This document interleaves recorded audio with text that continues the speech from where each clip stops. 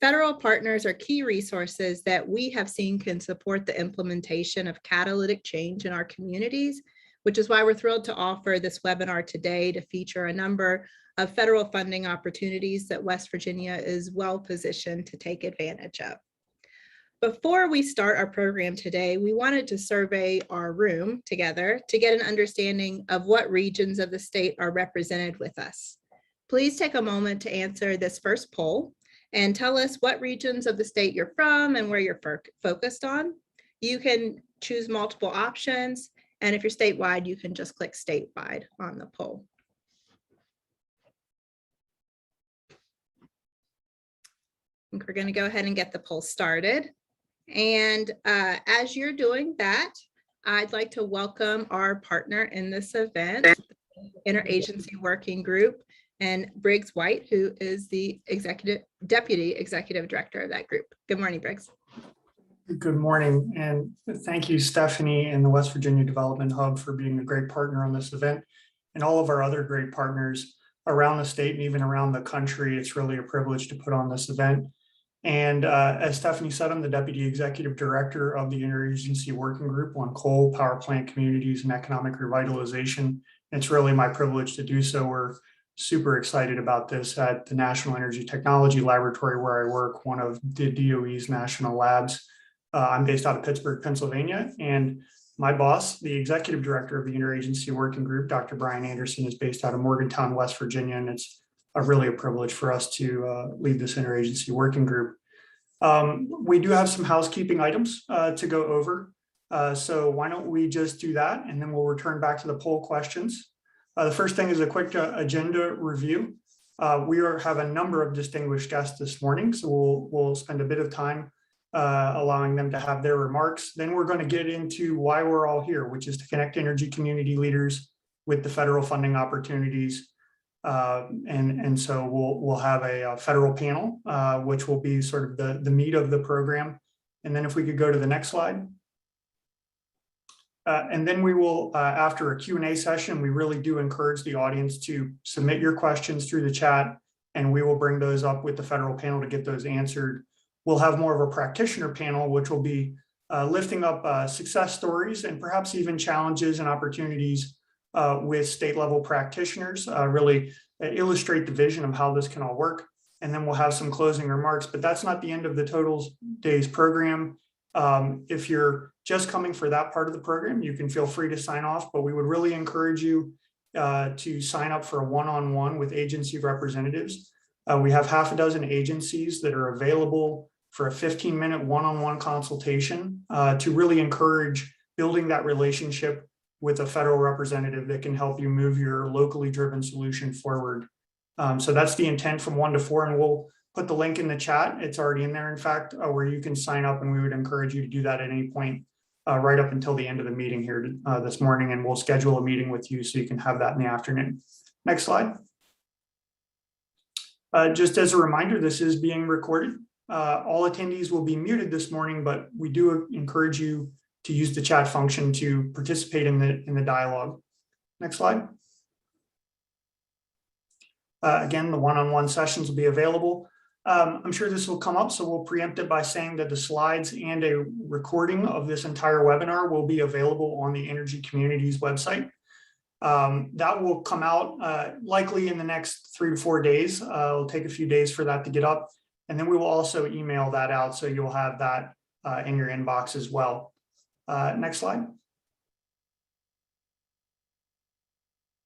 All right, so why don't we go ahead and put up the poll question, the answers to the poll.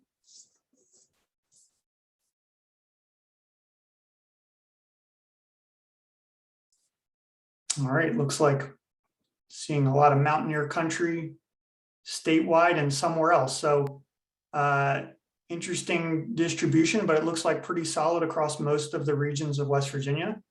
And really encouraging also to see that there's a lot of supporters of West Virginia, even from outside of the state more generally. So thank you very much for participating in that poll. Hopefully it gives the audience a sense of who's participating. And I'll just remark that based on the registration, many of you in the audience are very senior officials, elected officials, a number of directors, presidents, CEOs, et cetera. So thank you for taking the time. We know your time is very valuable and participating in this really important endeavor. So with that, it's my privilege to introduce Dr. Brian Anderson. I already did a little bit, but I'll just mention that he is, in fact, the director of the National Energy Technology Laboratory, DOE National Lab, responsible for the full scope of executing that mission, as well as the executive director of the Interagency Working Group. And I don't want to steal any more of his time. So Brian, why don't I toss it over to you, and you can say a few words about the IWG and then introduce our dignitaries. Briggs, thank you so much. And there's a lot of thank yous to go around for organizing this today's session. I think it's really important because the state we're in, the state of West Virginia, and the economic state that might be a little bit in transition. Certainly over the last 10 years, we've seen a pretty dramatic decrease in coal mining jobs and even closures of coal burning power plants. And for West Virginia's history, it's been the #1 industry in the state of West Virginia. 1, 2, and 3, coal, chemicals, and timber over the years. And in fact, as we look to the future of the state of West Virginia, it is vital that we have a focus on the ability for communities across the state, and particularly the energy communities, the coal mining and the power plant communities across the state of West Virginia, to have a diversified set of options for economic development. And so if we can bring up the slides, I'm going to be very brief in terms of the introduction to the Interagency Working Group. And I'm not sure if those slides are coming up, but I'll just go ahead and start with the introduction to the Interagency Working Group. On January 27th, the president signed an executive order tackling the climate crisis domestically and abroad. And a part of that executive order stood up the Interagency Working Group on coal, power plants, and energy communities and economic revitalization. The mission of the Interagency Working Group is for us to work across the entire federal government, working hand in hand with state, local, and regional governments and organizations like we're on this webinar today, to put effort and to put resources in the hands of practitioners across the country who are working in coal, power plants, and energy communities, so that we can have a comprehensive whole of government approach to economic revitalization. To give you a highlight of some of the agencies as part of the Interagency Working Group, certainly I'm the director of the National Energy Technology Laboratory, one of the 17 national labs. So we're on the second slide. One of the 17 national labs within the Department of Energy's portfolio. And our mission at NETL has been for 111 years to make a difference in fossil energy communities, be it either in mine safety or to the development of technologies like carbon sequestration and carbon sequestration, carbon capture, and efficiency improvements, and everything in the entire suite of the portfolio. So it was really exciting for us to be able to jump in with the partners across the federal government, the partners in Department of Treasury, Department of Interior, certainly Department of Commerce represented on here, and the Appalachian Regional Commission, the EPA, Education, Labor, Transportation, and the Office of Management and Budget, to name a few, to put all of our resources together to target priority communities across the country. As part of a report that was released, and I'm sure we have lots of links to the report, this was an initial report to assess the priority communities across the country that have already seen economic dislocation and are likely to see economic dislocation due to a shifting energy portfolio. The United States used to produce more than 50% of our electricity, even just 15 years ago, 50% of our electricity from coal. Today, it's less than 23%. And in that shift, we've gone from 175,000 miners to less than 40,000 miners in the country. And so when we identified 25 priority communities, you can see 40 of the 55 counties in West Virginia are identified as priorities for the administration to focus on economic revitalization. And so there is additional analysis forthcoming to the further deeper impacts to secondary and tertiary jobs associated with the energy sector. And so on the next slide, just to give a summary of what we're trying to do, is trying to take federal investments from across all of the agencies, coordinate on the federal side, using those investments to catalyze economic revitalization in communities, to have capacity building in communities to help put together economic redevelopment plans, and then put those tools in the hands of folks in communities across the country, and especially in West Virginia, as we're targeting today, and to make sure that those investments are targeted toward the types of investments that will create economic diversity in power plant, coal, and energy communities. Myself, if you don't know me, I'm a lifetime West Virginian. I spent 6 years during grad school outside of the state. A grandson of a coal miner. My father grew up at Carbondale number 9, across the river from Montgomery, and this has been a lifetime of focus on what the future of the economy of Appalachian and West Virginia can be. And so this is a tremendous opportunity to catalyze, coordinate these investments across the federal sector. And then next slide. And so there's a question in the chat. I'll answer it right now. We can see the list of the 40 priority communities in West Virginia in the report. There's an appendix of the report that lists the counties across the entire state. However, one thing that we'll get to in the webinar today is that for the economic development, the EDA funding that we're going to discuss at length, the Appalachian Regional Commission, the entire state of West Virginia is in the Appalachian Regional Commission, and any community that can make the case that that their economies have been affected by coal downturn, coal mine closures, coal power plant closures, can make the case for the coal specific EDA funding, and we'll get much deeper into that when we hand it off to our EDA partners. You can stay up to date with the work of the Interagency Working Group here at the website, Twitter feed, Facebook, Instagram. Any of these, we will make sure that you are up to speed, and then certainly sign up for updates with your email address at the website you see here, and we'll keep you up to speed. So I just wanted to give a heartfelt thanks, again, go ahead to the next slide, a heartfelt thanks to all the folks who are bringing this together, and they are working hand in hand with us as partners. And as we move forward, there are lots of engagement opportunities for folks to engage. Certainly, we're going to continue stakeholder engagement. We're going to do community meetings.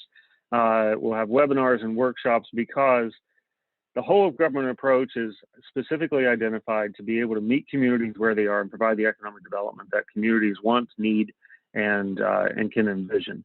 We want to support coalitions, and we want to have folks here on the call and others around the region and state to develop coalitions that can help provide matching funds. And in fact, we've been having some discussions with the West Virginia State Legislature on exactly how the state can help in this as well.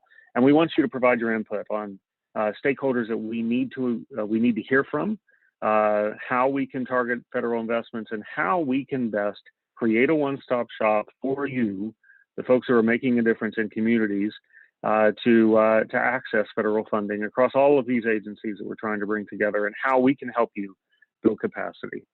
And so with that call to action, I'm going to move on to the rest of the agenda, and because I'm so excited about what we're going to discuss today, but more importantly, I'm excited about what the future means for the state of West Virginia. And so with that, I'm going to introduce U.S. Senator Joe Manchin. Many of you know Senator Joe Manchin was sworn into the United States Senate in 2010 to fill the big shoes, the seat left vacant by the late Senator Robert C. Byrd. Senator Manchin is a former state legislator and governor of West Virginia, and he serves as chairman of the Senate Energy and Natural Resources Committee, which is the authorizing committee for the Department of Energy and NETL. And he also serves on the Senate committees on appropriations, armed services, and veterans affairs. These are 4 critical committees that tackle the important work of addressing our nation's energy needs, overseeing discretionary spending, standing up for our veterans, and defending our nation.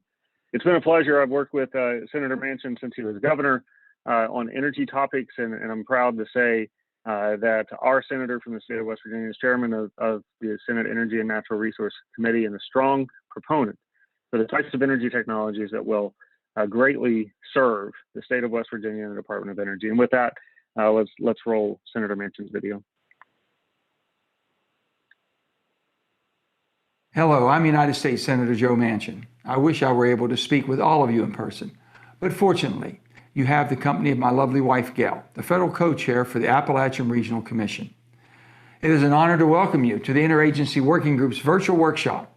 Here you have the opportunity to meet directly with federal agencies and local practitioners to learn about available resources and to discuss potential projects for regional economic revitalization. This session is tailored specifically to West Virginia with a focus on the $300 million in federal funding recently announced as part of the United States Economic Development Administration's Coal Communities Commitment.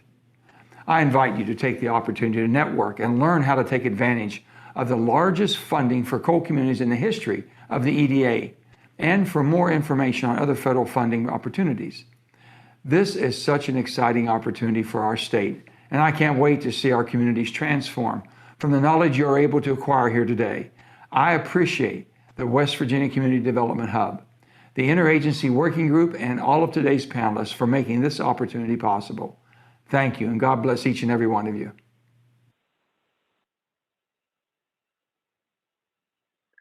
Thank you, Senator Manchin, and all of Senator Manchin's staff. It's a great pleasure to work with them on the future of the state of West Virginia. Next, I am happy to introduce U.S. Senator Shelley Moore Capito. Senator Capito was elected to the U.S. Senate in 2014, and Senator Capito advocates for policies that protect vital West Virginia energy and manufacturing jobs and encourage investment in West Virginia's highway infrastructure. She is a former college counselor, a state legislator, and a U.S. Congresswoman from West Virginia. Senator Capito serves as the ranking member on the U.S. Senate Committee on Environment and Public Works. She's also a member of the Appropriations Committee, the Committee on Commerce, Science, and Transportation, and the Committees on Rules and Administration. The EPW Committee, if you're not familiar, is critical and vital to the funding and oversight of everything, things like the Department of Transportation and others for the public works that are necessary for investments in the state of West Virginia. And so we greatly thank the Senator's service on this and other committees. And so let's hear from Senator Capito. Hi, everyone. Thank you for giving me the chance to speak with all of you today. As you all know, West Virginia has such a proud tradition of energy production. Since coming to Congress, ensuring economic development and progress in West Virginia has been a top priority for me. With my role as the top Republican on the Senate Environment and Public Works Committee, I'm in a great position to advocate for policies within our committee's jurisdiction that are vital to West Virginia. I fought back hard against overreaching, one-size-fits-all regulatory policies and actions that have ignored the concerns of our state and devastated energy-producing communities across West Virginia. And I have worked to increase the amount of resources available to our localities with the greatest need. Today's workshop plays a major part in conjunction with my efforts and will help our local leaders connect our communities with the assets they need to be successful. This listening tour will open doors and opportunities that have not existed before, and I'm encouraged to know that West Virginians are in attendance. In order to solve the issues our communities face, we must first understand the issues, how to address them, and know what resources are available. Today will help a lot in that effort. I am confident that this workshop will help grow our understanding and generate important tools for our state to use in the future. Again, thank you for giving me the chance to talk with all of you today, and please reach out to me or my staff if there is anything that we can do to assist you. Have a great workshop. Thank you so much, Senator Capito and Senator Capito's staff. I'm sure some of you are on the call today. It is really, we are in a lucky position in the state of West Virginia to have such strong leadership in the U.S. Senate. And so it is such a great pleasure to work with both Senators Manchin and Senator Capito. As Senator Manchin mentioned earlier, we are joined today by co-chair of the Appalachian Regional Commission, Gail Manchin, who happens to be the wife of Senator Manchin. But in May of this year, Gail Connolly Manchin became the first ARC federal co-chair from the state of West Virginia, and we're proud to have you, co-chair Manchin, as our representative on the ARC. She was nominated by President Biden and works directly with the ARC's 13 member governors, their state alternates, and program managers, and a network of local development districts to continue to build community capacity and to strengthen economic growth throughout Appalachia. Her top priorities as ARC federal co-chair to support the creation of economic opportunities in Appalachia, improve broadband access and critical infrastructure in Appalachian communities, and to address the region's opioid crisis. We are fortunate. The co-chair mansion serves in a leadership role on the IWG subcommittee on community engagement. And Gail, it is my heartfelt thanks to you to serve in that role, and that you are serving as the ARC federal co-chair. So Gail, thank you for joining us today.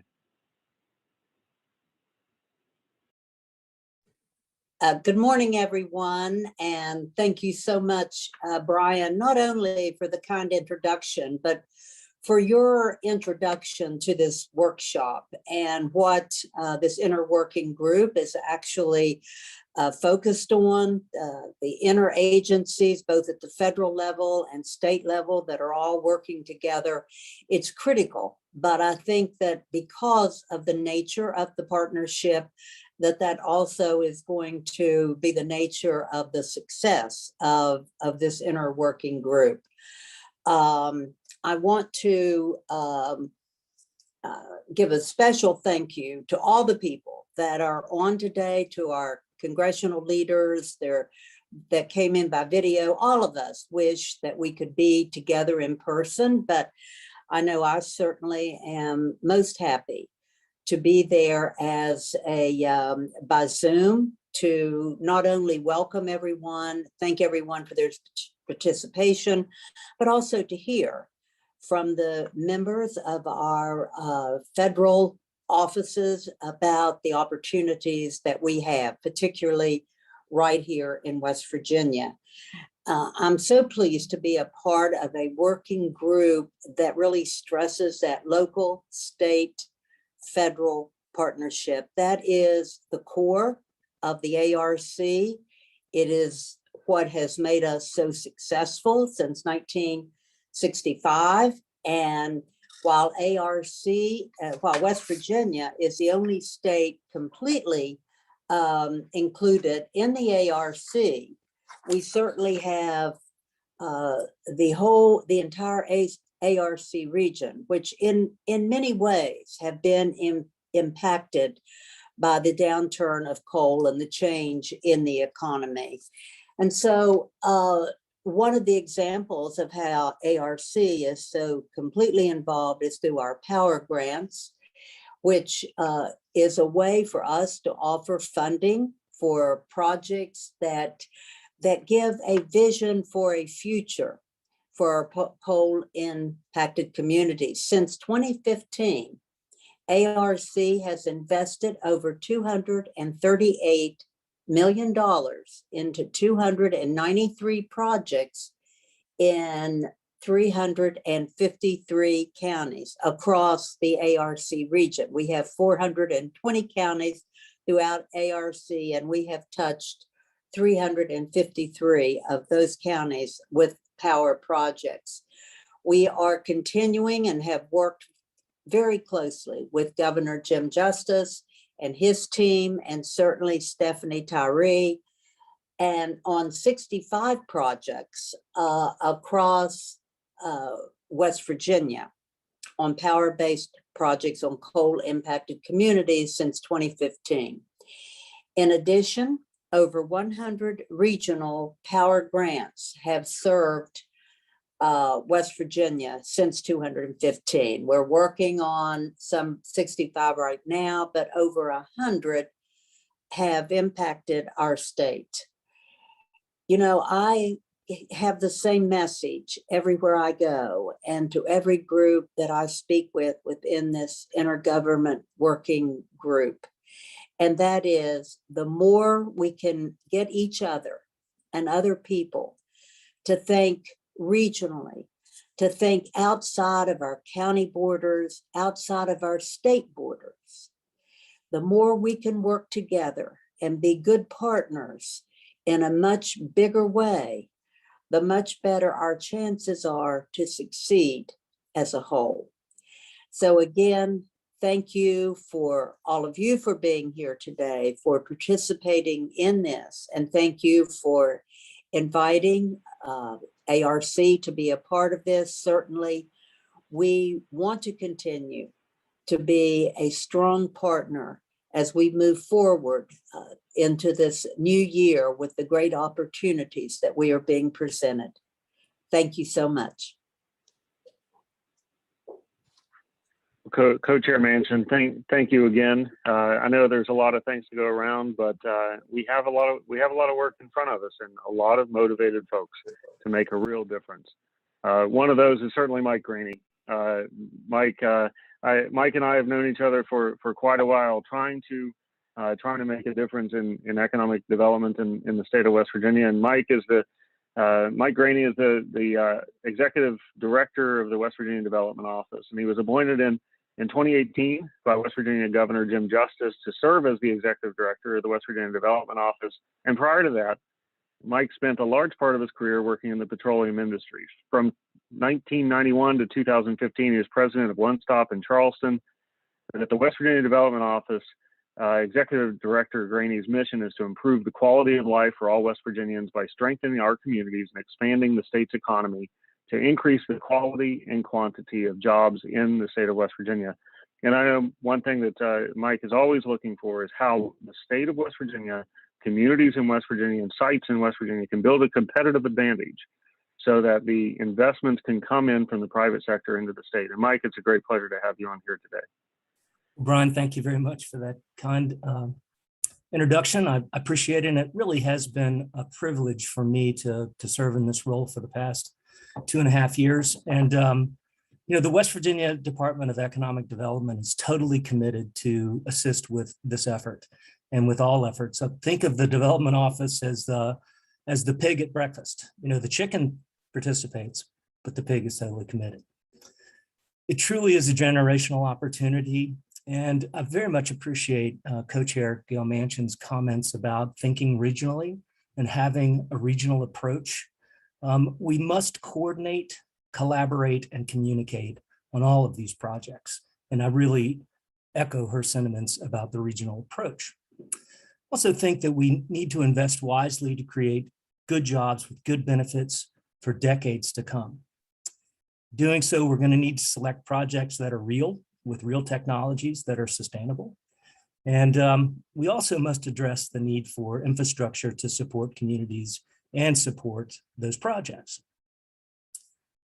You said it well when you said we need to leverage our federal funds with private investment to maximize our outcomes. And I will tell you that the Development Office and those folks who have been here for a long time will tell you that the Development Office has never been as busy in the past as it is right now, with inquiries, expansions, requests for proposals, a lot of different projects going on. And so frankly, I'm very optimistic for the future of West Virginia. And I feel as if, the stars have aligned for us with this federal funding and this focus on coal field and power plant impacted communities. I do believe that we need to have a frank discussion with some of our federal partners to understand that in order to distribute and invest these funds in the time frame that's being considered, the federal government really needs to remove some of the bottlenecks and prescriptive processes that we have. I mean, the matching grant issue is a serious issue for some of our smaller communities. It might be difficult to find those matching funds. So I'd like for us to have a frank discussion about how we sort of take some of those bottlenecks or stumbling blocks out of the way. So I will tell you the Department of Economic Development is very committed. I do echo the thoughts about coordinating, collaborating, and communicating on a regional basis. And I'll be very pleased to be involved with this. I'm optimistic about the future of West Virginia, and it's an exciting time to consider this economic redevelopment process. So Brian, thank you very much. Stephanie, thank you. And I'll look forward to participating in the rest of the day. Mike, I really appreciate that. And it's always good news that the development office is busy with lots of inquiries, and that's good news. And so I think it is the perfect time to be able to coordinate efforts on the federal government side, the state side with you, your office, and others, and in the community, so that we can leverage the right funds again to catalyze the investments that will come from the private sector. And so it is imperative on us all to work together. And thank you for the comments about lowering that activation barrier, lowering the barrier for communities to access federal funds. And that's exactly where we're trying to go with this. So Mike, again, and thank you. And I am happy to announce to those who are on the call that this will conclude the end of the talking heads part of our program. Like me, we're certainly all really excited to work together, but we need your help. This is again that call to action, and so we're committed to helping in communities. We're committed to laying the information that you need to be successful at your feet, and we want to partner from here on out. And so with that, I think I'm handing it back to Stephanie Tyree and Briggs White for the next panel. Stephanie, again, thank you so much, and Briggs, thank you so much for agreeing to be the Deputy Executive Director of this. It's great help and very exciting. So thank you all.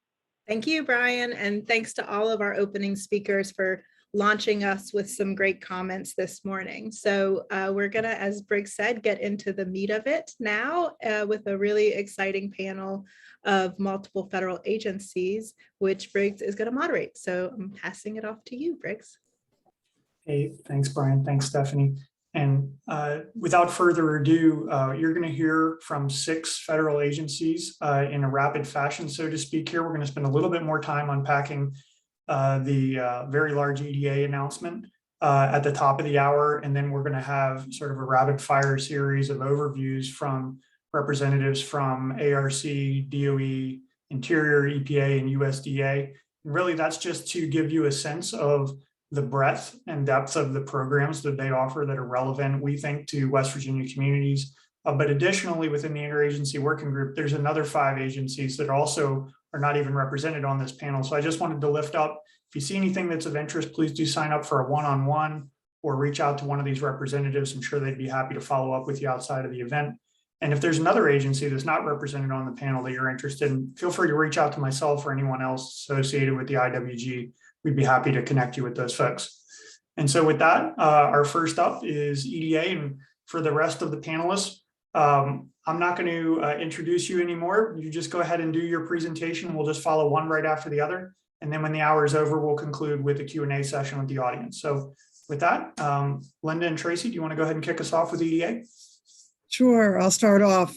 Good morning. My name is Linda Cruz-Carnell. I'm the Regional Director of the Philadelphia Regional Office of the Economic Development Administration. We're responsible for the states covering the Great Northeast, from Maine down to the Virginias, inclusive of West Virginia. And we serve, before I get into that, I'll just say thank you to Brian and to the senators and co-chair Manchin, as well as Briggs and Stephanie, for setting up today's interagency working group virtual webinar. We're delighted to be here. It's a pleasure to join our partners as we discuss potential opportunities to collaborate with energy and coal communities, learning more about current needs on the ground and ways that we can be optimally responsive. I'm joined today by Economic Development Representative Tracy Rowan. I believe Tracy was able to access the session on her PC. We were having some tech issues earlier. Tracy is obviously a familiar name and certainly a familiar face to many of you on the line. She's rapidly acquired a reputation as being a rock star. And so Tracy will be presenting the substantive elements of our program to you shortly. In addition, we have with us today Doug Lynott, Nancy Gilbert, and Alana Valensky, all out of the Office of Economic Development Integration, both in DC and out in the regions. The Economic Development Integration team is our in-house resource. It helps us work across federal partners and federal regions to break down silos and eliminate barriers, enabling us to work more effectively. We also have Chris Casper, who is the Economic Development Representative for Pennsylvania. He'll be on the line to help answer questions later. And of course, he has a great deal of experience with coal communities as well.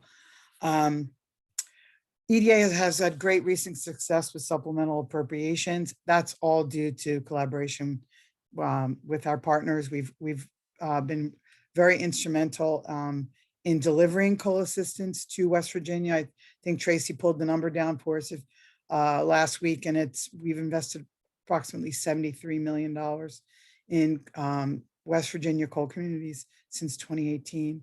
So that is actually a number that exceeds our annual allocation for EDA's work throughout the Northeast.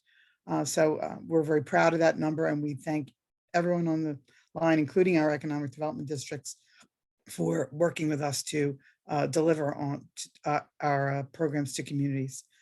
We were recently tapped to assist the Biden-Harris administration on the Build Back Better agenda. This is, as many of you know, is a signature administration priority. This, of course, is due to our experience collaborating and, most importantly, as Brian mentioned earlier, meeting communities where they are, utilizing our economic development district network to be difference makers, to innovate, and to always look ahead to build promising futures for regions and communities.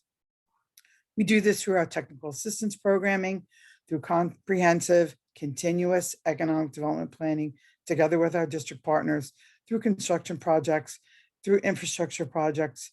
EDA has a very broad toolbox that we, in our regular program, that we bring to bear annually. We also have a university center program that assists us with our innovative programming. But through Build Back Better, we launched 6 new notice of funding opportunities in late July. They're all on EDA's website. It's very exciting programming, and embedded therein is a commitment to the coal communities of $300 million, which will be delivered through the Build Back Better programs and the economic adjustment programs. What I'm here to ask of you is, number one, some thoughtful review of the NOFOs and of the resources on the website. If you haven't tapped into some of the webinars that we launched early in August, please take a look at those to see where your equities lie, whether it be in the Build Back Better or economic adjustment programs, or perhaps one of the others. We're looking for thoughtful applications. We're looking to work together to deliver on this great promise, this tremendous opportunity, to make sure that we optimize the unprecedented funding that's been brought to bear to address coal needs and energy needs in West Virginia. So we're very excited to work together with all of you, as we have over the years, to continue the dialogue. We thank our ARC partners. We thank our rock star best practice collaborators and awardees on today's call. Shout out to Brandon and to Coalfields. We're just really excited to continue this work and to roll up our sleeves and get to work. So with that, I'll turn it over to Tracy. Tracy, are you able to join?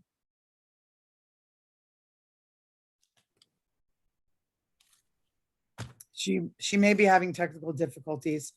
I'm going to guess I see Tracy's screen and I don't hear Tracy. So I'll go ahead. Basically, that we've teed up a little PowerPoint presentation for you to introduce you to EDA's programming. Next slide, please.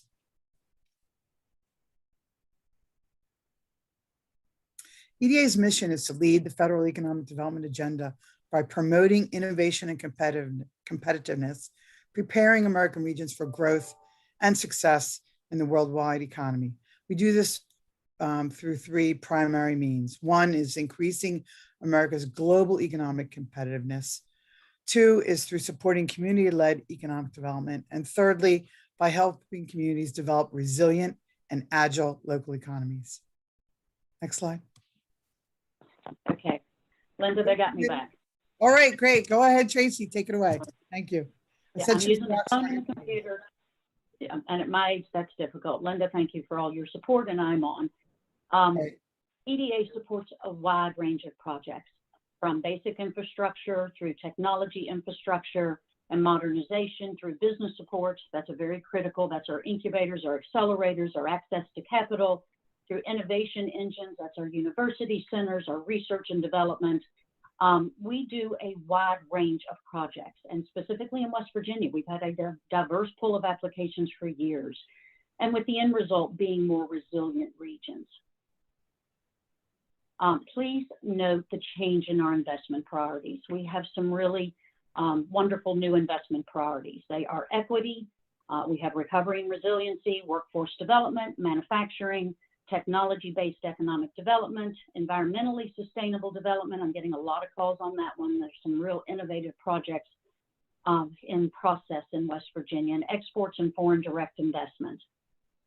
Our portfolio is large, but most of today's presentation is going to focus on the Economic Adjustment Assistance Program, the EAA, where the $3 billion contribution through the American Rescue Plan funds are. But we also have public works, we have planning, we have technical assistance, research and evaluation, trade adjustment assistance for firms, innovation and entrepreneurship, and a pretty robust revolving loan fund, which is part of the EAA program. This entire state is covered with economic development districts. I'm not sure if there's many like us in the country. Every single county in West Virginia is represented by an economic development district. And we've got some extremely talented economic development districts. So I have listed them there. When you all get this presentation, you can actually click on them. That'll take you to their telephone numbers, their contact information, and beside each are the counties that they represent. They're our pipeline into the community. They assist us with project development. So I wanted to make sure that you all had all of their contact information. As Linda alluded to, since 2018, we have invested $73.2 million in West Virginia. A large portion of that has been through the Assistance to Coal Community Program. I'm just going to give you a really quick overview of just various types of projects so you can understand how diverse the EDA portfolio in West Virginia can be. Out of ACC, recent investments was an investment to Marshall University to assist with the startup costs for their new aviation technology and maintenance program offered at the Tri-State Airport in collaboration with Mount West Community and Technical College. Great project. Pea Ridge Public Service District, an infrastructure investment in public sanitary sewer to 8 businesses that currently rely on old package treatment plants. I mean, in West Virginia, we still have many areas of the state where we need to get basic water and sewer services to our businesses. Completion of that project was going to, or will, result in the retention of 1,700 jobs and a private investment of $14.6 million. Advantage Valley, Inc., we just funded this one yesterday. Some of you all may have seen it. We will assist with the Emerging Markets Initiative to expand manufacturing and delivery of new high-quality services, create new jobs, and create new investment by enhancing their supply chain connections in a multi-county region. I did want to point out a few recent CARES Act investments, because a lot of the people that were looking at CARES Act are now flipping gears and looking to the ARPA funding. Natural Capital Investment Fund, we assisted with the Emergency Response Operational and Technical Assistance Program. Fantastic program that is going to provide technical assistance to businesses and deploy up to $5 million in capital to businesses impacted by COVID-19. It'll create 200 new jobs, retain 500 jobs, and leverage up to $5 million in private investment. Generation West Virginia, again, just funded yesterday, will assist with the expansion of the New Force online learning program for training and placement into high-tech software positions with an emphasis on remote workers due to the COVID-19 pandemic. We're rethinking the way we work. Raleigh County Public Service District, an infrastructure project to build a new water treatment plant to serve 233 industrial and commercial customers to allow for industry expansion to assist with the recovery from the pandemic. Our normal appropriations, I'm not going to go through that, but October 1st, our new fiscal year starts, and the same programs that I just gave a very quick overview will be available, including a $12 million for assistance to coal communities. Now I'm going to dive into, and a very quick dive into our Rescue Plan Grant, our American Rescue Plan Grant programs. This is historic, $3 billion. It will support bottom-up economic development focused on advancing equity, creating good paying jobs, helping in-demand workers develop in-demand skills, building economic resiliency, and accelerating economic recovery for industries and communities hit harder by the pandemic. The hope of this program is we're not putting everything back the way it was, we're putting everything back better. $300 million of these funds will actually go to support our coal communities as they recover from the pandemic and create new jobs and opportunities. In West Virginia, you have to realize that almost all of the 55 counties have had some kind of impact based on the downturn in the coal industry. I can assist you with that.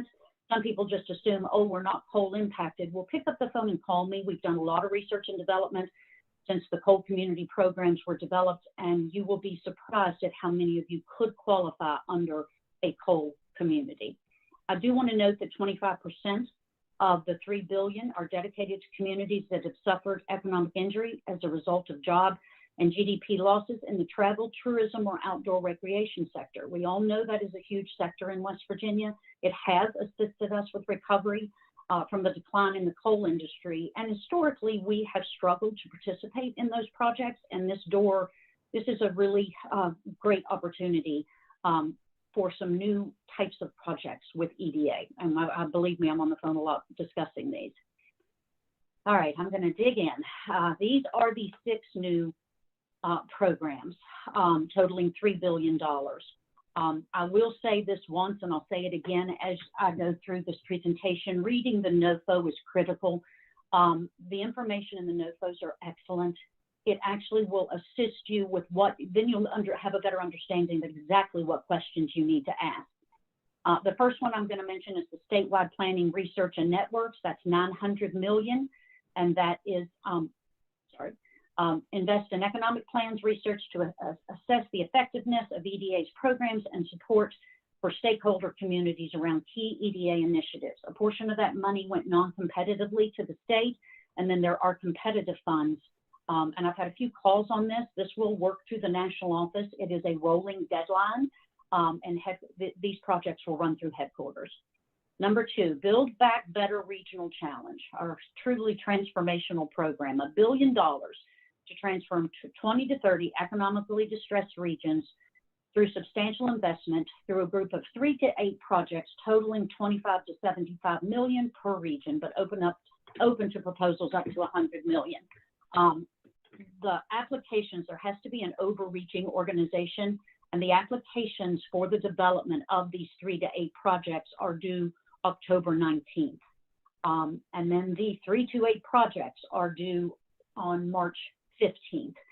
This can be transformational, and the key part of this program is 100 million of that 1 billion is dedicated to assist communities that have suffered due to the decline in the coal industry. So I really think West Virginia has an opportunity to develop projects. I don't think right now, I think I've had 9 phone calls on Build Back America, but in many cases, these projects are related as far as the sector, or increasing a sector or creating a new sector. And now we're all working together to see how we might be able to combine resources to come up with one strong Build Back Better versus 2 Build Back Betters that might compete with each other. But I'm really excited about that program, and it will run through the national office.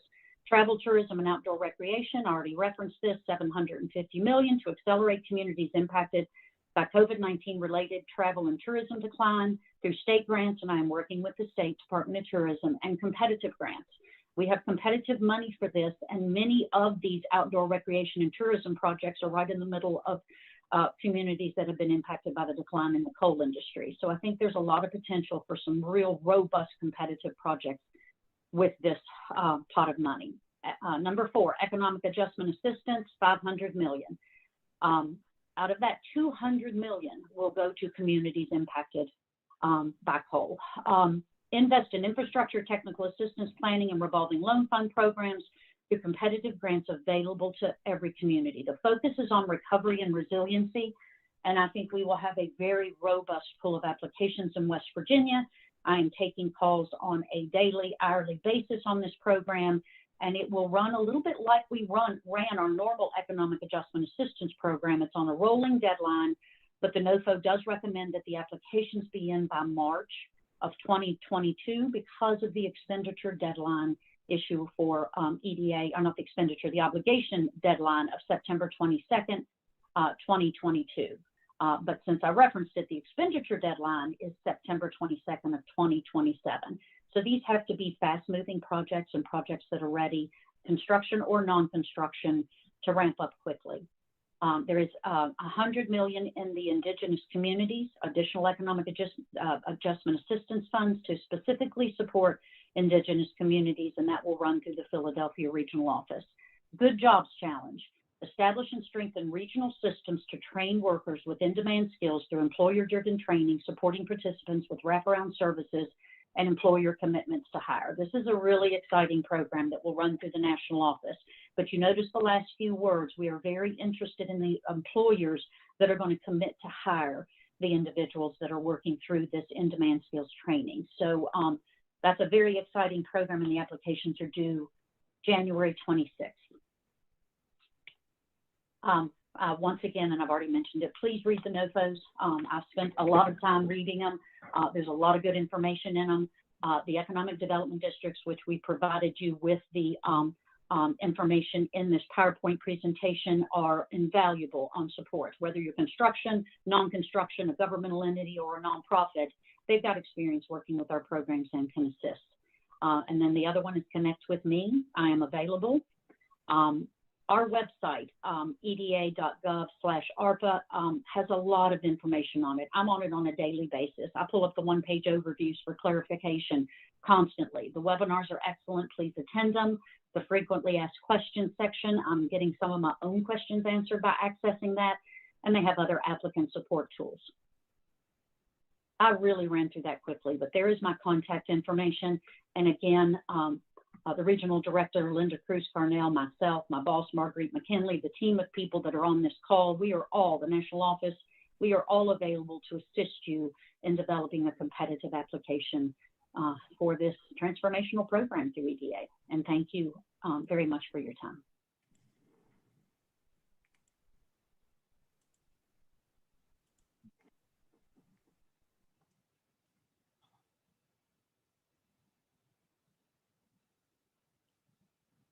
Good morning. I'll just introduce myself as they pull up the slides for the Appalachian Regional Commission. I'm Karen Fabiano, and I am the program manager for the local development districts and the power program. Next slide, please. Just a quick introduction if you're not already familiar with ARC. This is a map of our region. As has been mentioned earlier, West Virginia, all the counties are in the Appalachian region. And our region consists of 420 counties, over almost 26 million people, with 73 local development districts. Next slide, please. I'd like to just take a moment to show you a map of West Virginia. And these are the economic status designations that are determined by ARC. And this is important because we do this every year in order to help determine where your county lies as far as ARC is concerned with this economic status. And this becomes important to understand when you come to visit ARC and are interested in applications, because by your designation as your county, whether you're distressed, at risk, or transitional, that will determine what your match requirement would be as you come in and look at ARC funding. So, and if you have any questions on this, certainly you can reach out to us at any time. The next slide, please. Go back, thank you. ARC's vision is simply, it's a very important one, and it's that it's a region of great opportunity that will achieve socioeconomic parity with the nation. And our mission is to constantly innovate, partner, and invest to build community capacity and to strengthen our economic growth in Appalachia. Next slide, please. In ARC, we have multiple roles. Many times we can serve as a grant maker and funder, and I'll talk about some of the programs that we provide. Another role is to be a research or data provider.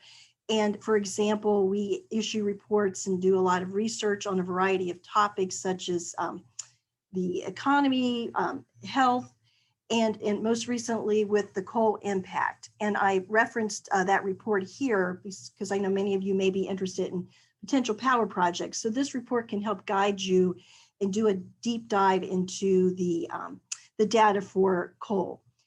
And many times we serve as a convener. And this could mean that we provide and connect federal partners, industry partners, and are constantly looking at opportunities to form partnerships as we work with agencies such as EDA, the Treasury, USDA and other federal agencies and state agencies to help our communities connect with issues and funding that are relevant to their region. And one other role that we serve on a more individual basis is both academies and institutes, which I'll talk about a little bit later. Next slide, please. ARC has 5 strategic goals, and we're actually in the process of updating our strategic plan. So stay tuned for that. We hope to have our new strategic plan ready for everyone to view sometime this fall. But currently our plan is based on 5 strategic goals: economic opportunities, a ready workforce, critical infrastructure, natural and cultural assets, leadership and community capacity. And everything that we do at ARC is around these goals. So it's important as you're working on projects to take a look at this and determine where your project might fit. We have, through past years and with our current strategic plan as well, we do reach to the region with both our local partners to try to get input in coming up what our strategic goals are. Next slide, please. So let's talk a little bit about what kind of programs are at ARC that you may be interested in. We pretty much have expended our fiscal 21 dollars, but we are looking very anxiously to see what Congress does in terms of our $22.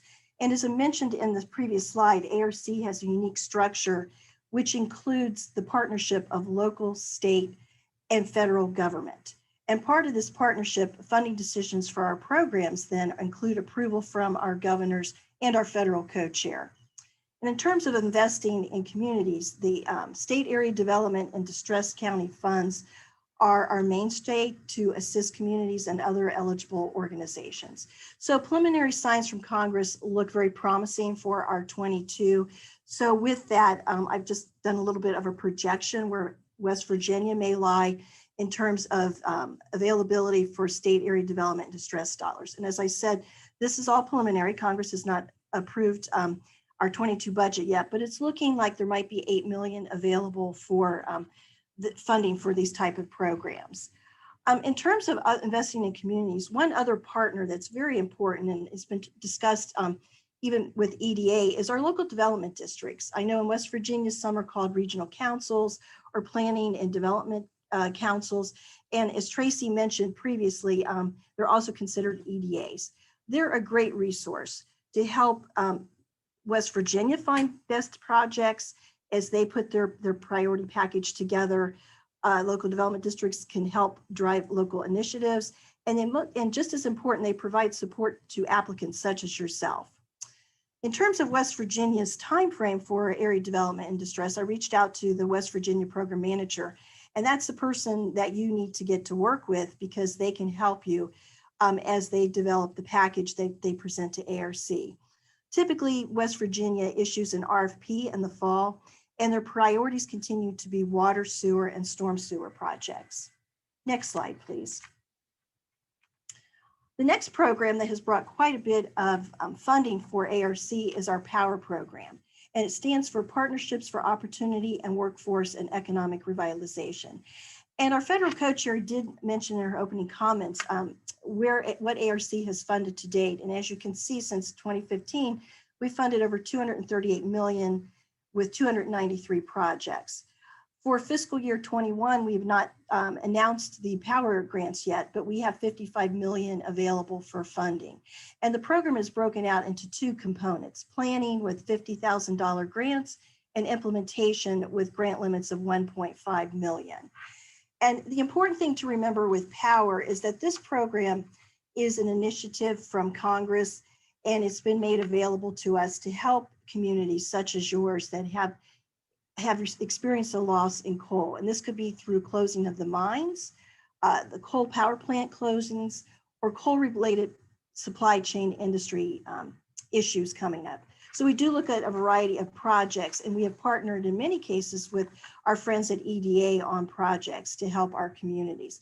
The important thing I'd like to stress with POWER from ARC is that it's a program that really drives partnerships and collaboration.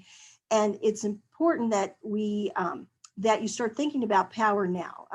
we're optimistic that there will be power funds available with Congress, but if you have an idea or an inkling, hopefully you've signed up for sessions with us this afternoon, but we're certainly always available. But it's not too soon to start thinking about power, and we're reaching out to your partners. And West Virginia has been very competitive with power. They've had over 60 applications, I think approximately 65, as Gail mentioned earlier, with 45.8 million funded since 2015. And that's just in West Virginia alone.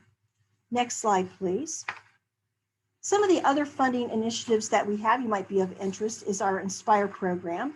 And this is a program that was set aside by Congress with $10 million in the initiative. And we've had 2 rounds thus far. And the goal is to help build a recovery ecosystem for our workforce and re-enter the workforce after recovery.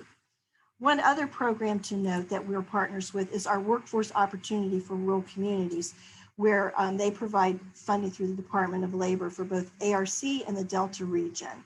And to date, there's been $29 million in demonstration grants. Next slide, please. One other item I'd like to mention is we've talked about overall programs, but ARC also provides funding to invest in people. And we do this by hosting academies and institutions for students and adults. For example, we provide leadership for our community, potential future community leaders through our Leadership Institute. For our high school students, we continue to provide opportunities through our Oak Ridge STEM program. And for college students, we also provide an Appalachian teaching program, which works with various colleges throughout our communities. And for high school students, a recent addition to our camps and institutes is our entrepreneurship camp, and that is for our high school students. And we don't want to leave our nonprofit partners out. We recently started an Appalachian Nonprofit Resource Center, and that's where we provide technical assistance for nonprofits. And it's an opportunity for learning education sessions, for participants to build networks, to hone their skills, and to basically to cultivate an enduring commitment to Appalachia's future. Next slide, please. I'd like to just mention that many of our programs, we have our partnerships, and a very important person for you to reach out to is James Bush. He's West Virginia's ARC program manager, and he works with us very closely, and he also helps put together the package that the West Virginia governor puts together for your area development and distress projects. So if you have projects or if you need help, please reach out to James. He and his team are wonderful to work with and are happy to answer any questions or concerns that you may have. Next slide, please. And we're certainly here to help you at ARC. I've listed my contact information for power and for non-construction projects, Jen Simon of our staff, and then Brad Rebecki for construction projects. So please don't hesitate to reach out to us. I know that some folks had questions in the chat room for match. I just want to mention once again that ARC is very flexible and looks at a variety of programs that can provide match. So as we go through the day, you have questions, please feel free to reach out to us. So at this point, I'd like to turn it over to Kate Gordon at the Department of Energy. Thanks so much, Karen. Really appreciate it. And I'm going to share my slides. Hold on one second. All right, let me make these larger. Oh, hold on. There we go. It's so great to be here. Thank you so much for the invitation and just for the incredibly good presentations so far. Really, really appreciate it. It has been such an honor to participate in this, in the interagency work group and with this amazing group of people. So I'm gonna see, it's not showing me my normal slide moving forward thing. There we go. The Department of Energy has a number of intersections with the Interagency Work Group on Coal and Power Plant Communities. We were named in the President's executive order creating the Interagency Work Group as the kind of administrators and drivers of the initiative. And our secretary, as I'm sure you know, Jennifer Granholm, is very, very focused on this issue of transition and on creating good jobs, high quality jobs and economic opportunity in this moment of transition, particularly for energy communities. As you know, she is formerly the governor of Michigan, where she really drove the kind of leadership role of Michigan in the move toward electric drivetrains, really leveraging that supply chain and that workforce expertise. And so she really sees these opportunities in these communities, like in West Virginia, where you have critical infrastructure, critical workforce skills, and just a focus on driving the energy economy as just core and central to this new era that we're going into. You'll see from this mission statement on our website on energy jobs that we really are focused on this intersection between energy technology and economic development. And it's partly why we're so excited to be working on the interagency work group with the two agencies you just heard from, the Economic Development Administration and ARC, both of them really providing kind of foundational economic development support through planning, through technical assistance, through implementation support, that then is the foundation or underpins the kinds of technologies that the Department of Energy then connects into. Another, of course, intersection between the Department of Energy and the Interagency Work Group is our fearless IWG Executive Director, Brian Anderson, who also, as you heard, leads the National Energy Technology Lab, which is a lab wholly owned and operated by the Department of Energy. So lots of intersections across these areas, and we're incredibly happy to be participating. I'm just going to say a few things here about the types of energy technology and programs that we invest in at DOE, because many of these, for many of you, as you're thinking through your economic development strategies through the EDA, through ARC, many of you are thinking about anchoring that economic development and activity and jobs in energy technologies of various kinds, and we are here to help. So there are three key offices at the Department of Energy that really are, I think, critical in this conversation. There are more than this. I am not going to go into our many other offices. For instance, nuclear energy is a major part of our work.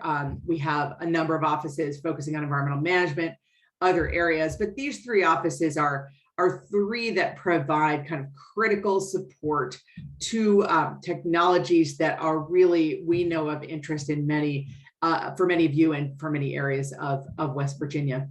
And those, of course, are EERE, or the Energy Efficiency and Renewable Energy Office, the Loan Program Office, and the Office of Fossil Energy and Carbon Management. And I will say that for our one-on-ones today, this afternoon, which many of you have signed up for, we will have representatives from all of these offices. So it's a kind of a unique opportunity, actually, to be talking to DOE across programs about some of these issues. Just a little more on each of those. And again, I'm going to keep this fairly short because I know Q&A is the critical part of this section of the agenda. So EERE has many focus areas. And I do want to underscore something that you've heard from several speakers already, particularly from the head of the Economic Development Office, which is that there is no one size fits all answer here. There's no one technology that comes in and provides a one-for-one replacement for the role that coal has played in this state and this region. We're really talking about an economic diversification approach that really depends on individual regions. What is your infrastructure? What does your workforce look like? What kinds of geologic or geographic advantages do different regions have? That's what's going to underpin energy technologies that make sense for a particular region, or frankly, an economic development strategy not anchored in energy. But from the energy perspective, you'll see we have a huge range of areas that we work in at EERE, from bioenergy, hydrogen, geothermal, advanced manufacturing across the board. That also includes connections to workforce training, water, and weatherization and buildings. So huge number and range of potential areas to go into through EERE, which again provides grants and technical assistance and support across all these areas. Fossil energy and carbon management, many of you have probably worked with in the past. This office really does look at technologies to reduce carbon emissions in current fossil fuel production, and also is starting to look into some of these new really exciting areas like carbon removal, for instance, carbon capture and utilization and storage, looking at decarbonization approaches that can actually leverage expertise from fossil communities and start to think about carbon management as a new growth sector of the economy that can create really good jobs and long-term economic growth.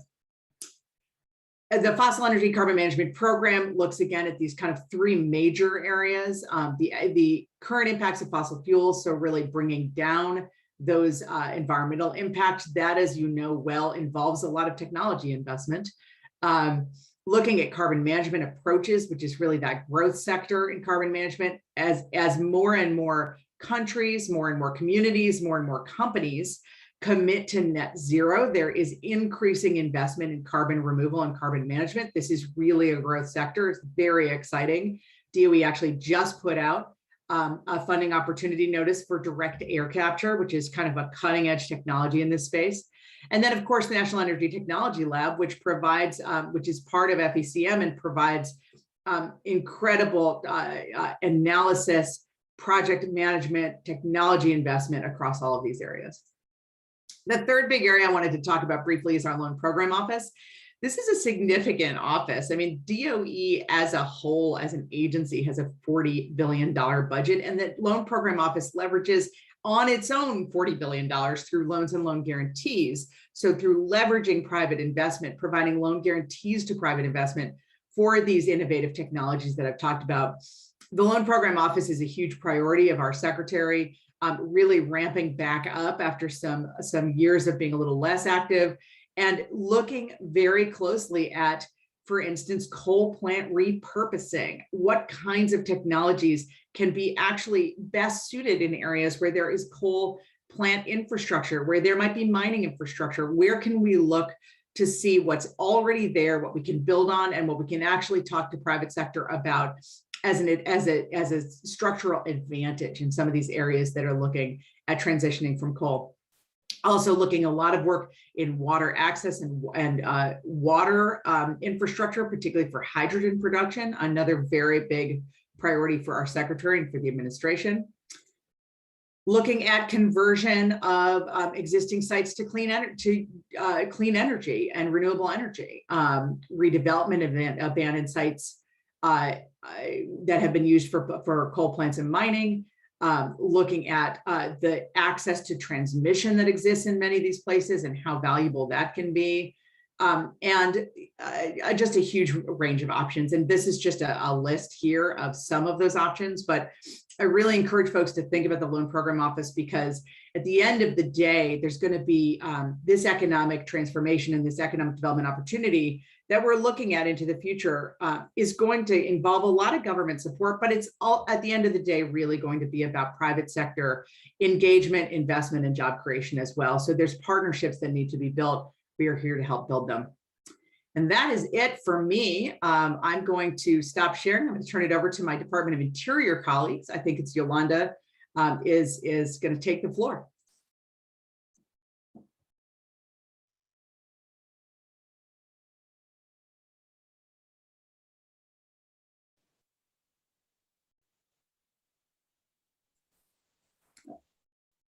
Not hearing you if you're on, Yolanda. And I think it's also maybe Spencer. Can you hear me? This is Sterling. Oh, Sterling, sorry. Yes, we can hear you. Okay, I'll start it off and I'll turn it over to Yolanda after I have a few brief opening comments. I want to say thank you all for my partners and panelists for coming together to hear us talk about our federal funding.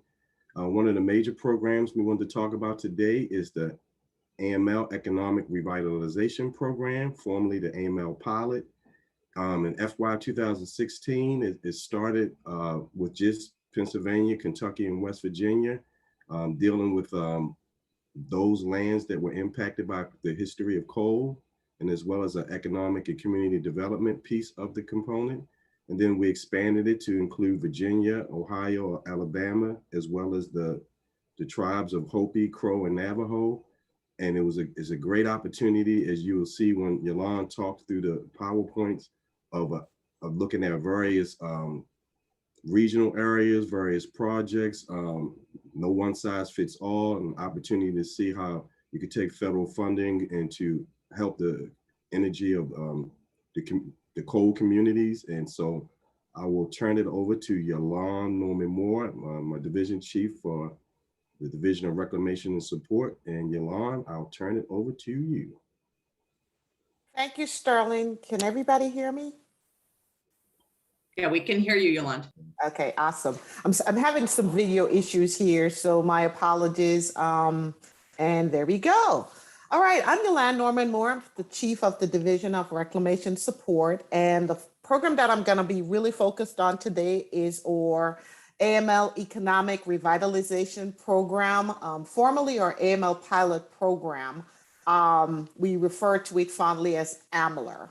Of course, you know, in the federal government, we always have an acronym. So Amla is the word of the day. Next slide, please. All right, so basically the purpose of Amla is for us to have more targeted economic and community development, which has a nexus to AML. Now, you know, OSMRE's mission has always been focused on protecting, reclaiming, with respect to abandoned mineland problems prior to that were developed prior to 1977 when the law was passed, the SMACRA law was passed.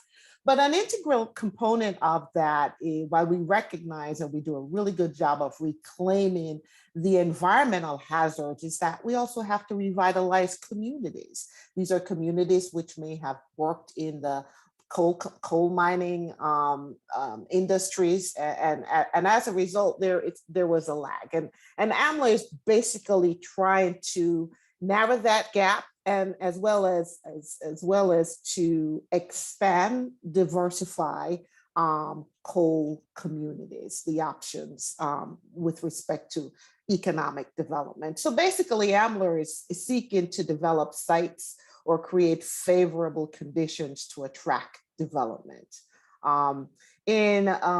Since 2016, Congress has appropriated $655 million for this program, and that's attest to, you know, the commitment for this program. And right here, you'll see on the screen the West Virginia National Guard project, which was approved to receive some of the fundings that West Virginia received. And this project was actually incubated with our ARC partners. So again, talk about collaborating with our federal partners. We've seen this project in particular progress through various sources of funding. Next slide.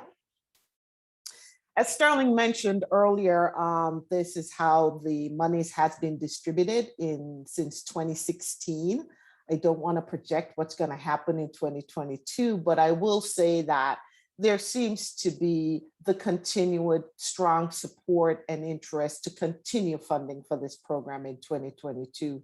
And our budget hasn't been approved as yet, but I would expect to see that there will be similar funding, if not more, in 2022. Next slide.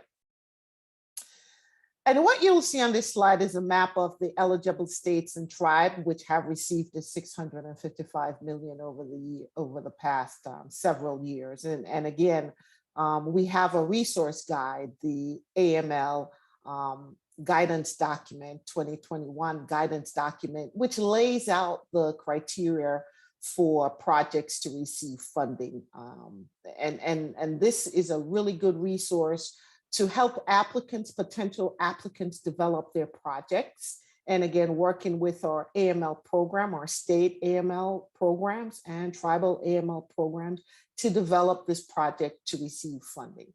Next slide.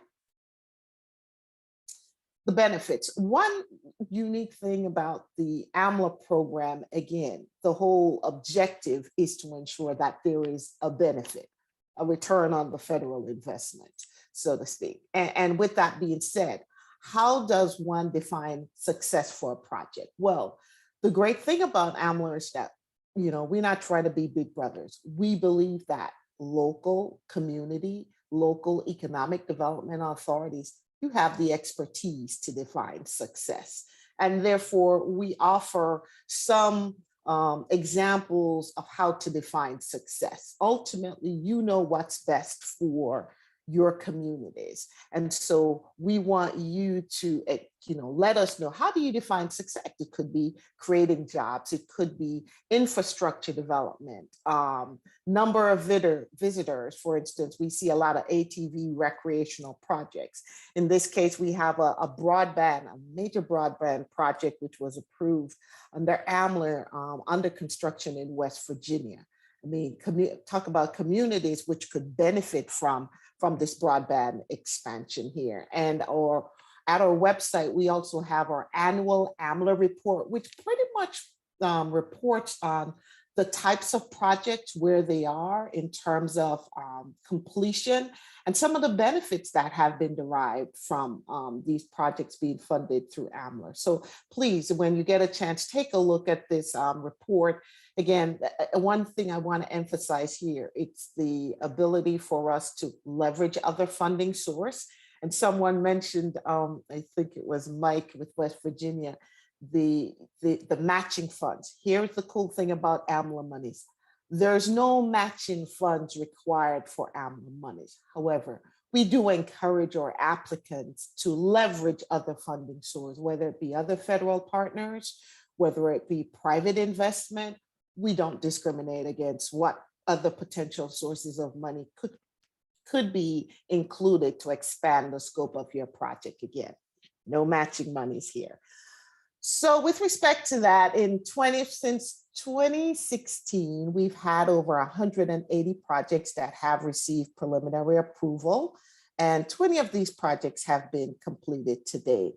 And the cool thing about it is that we have seen just a plethora of projects in terms of diversity, industrial parks, outdoor recreational site, infrastructure, training centers, visitor attraction. I mentioned broadband, electricity generation, campgrounds, ATV trip, that's pretty popular, food production as well. So again, we have been so excited just by the creativity, the innovation of the projects that we've seen through.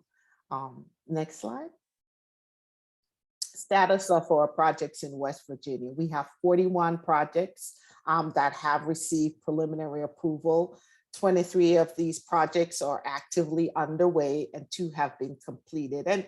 And one of the things that probably someone would look at this and say, only 2 have been completed. Well, the scale of some of these projects and the phases in which they are in, we want to ensure that the projects do have the necessary funding, and sometimes they may require some permits or what have you, but we will work with applicants to see the fruition of these projects here. And again, just a quick listing of our 2018 Amla projects here, some of the counties in which we've seen these projects come into play here. Next slide.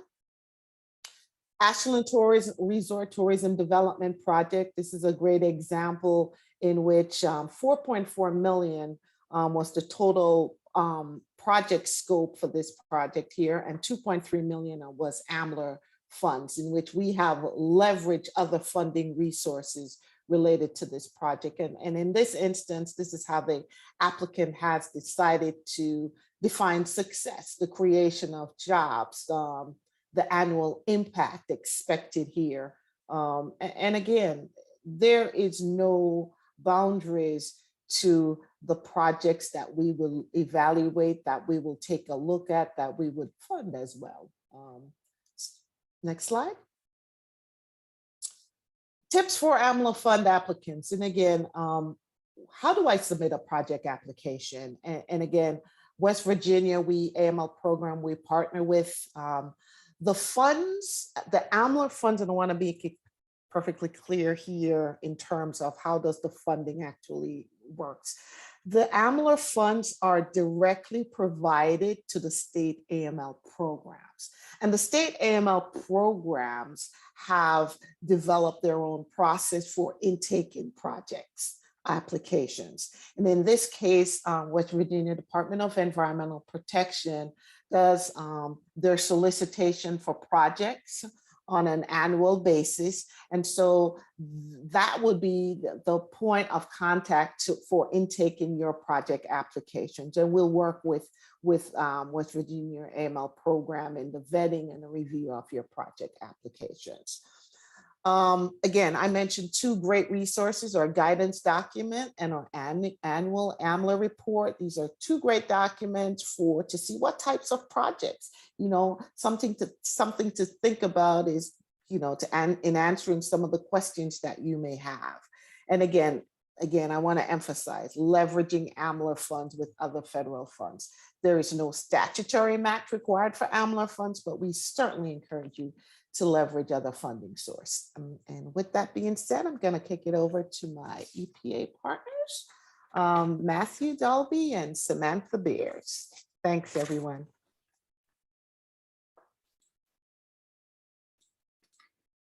Thank you, Yolande. It's Matthew Dalby from EPA in headquarters in Washington, D.C. Let me just get my slides up.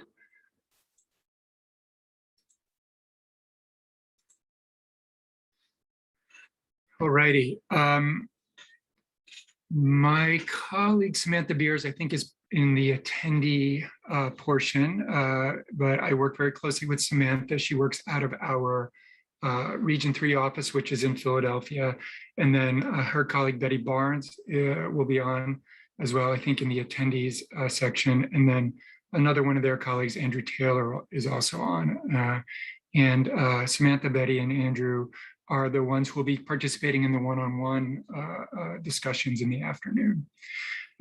So thanks for having me on. I just want to mention just a couple of things as I get going.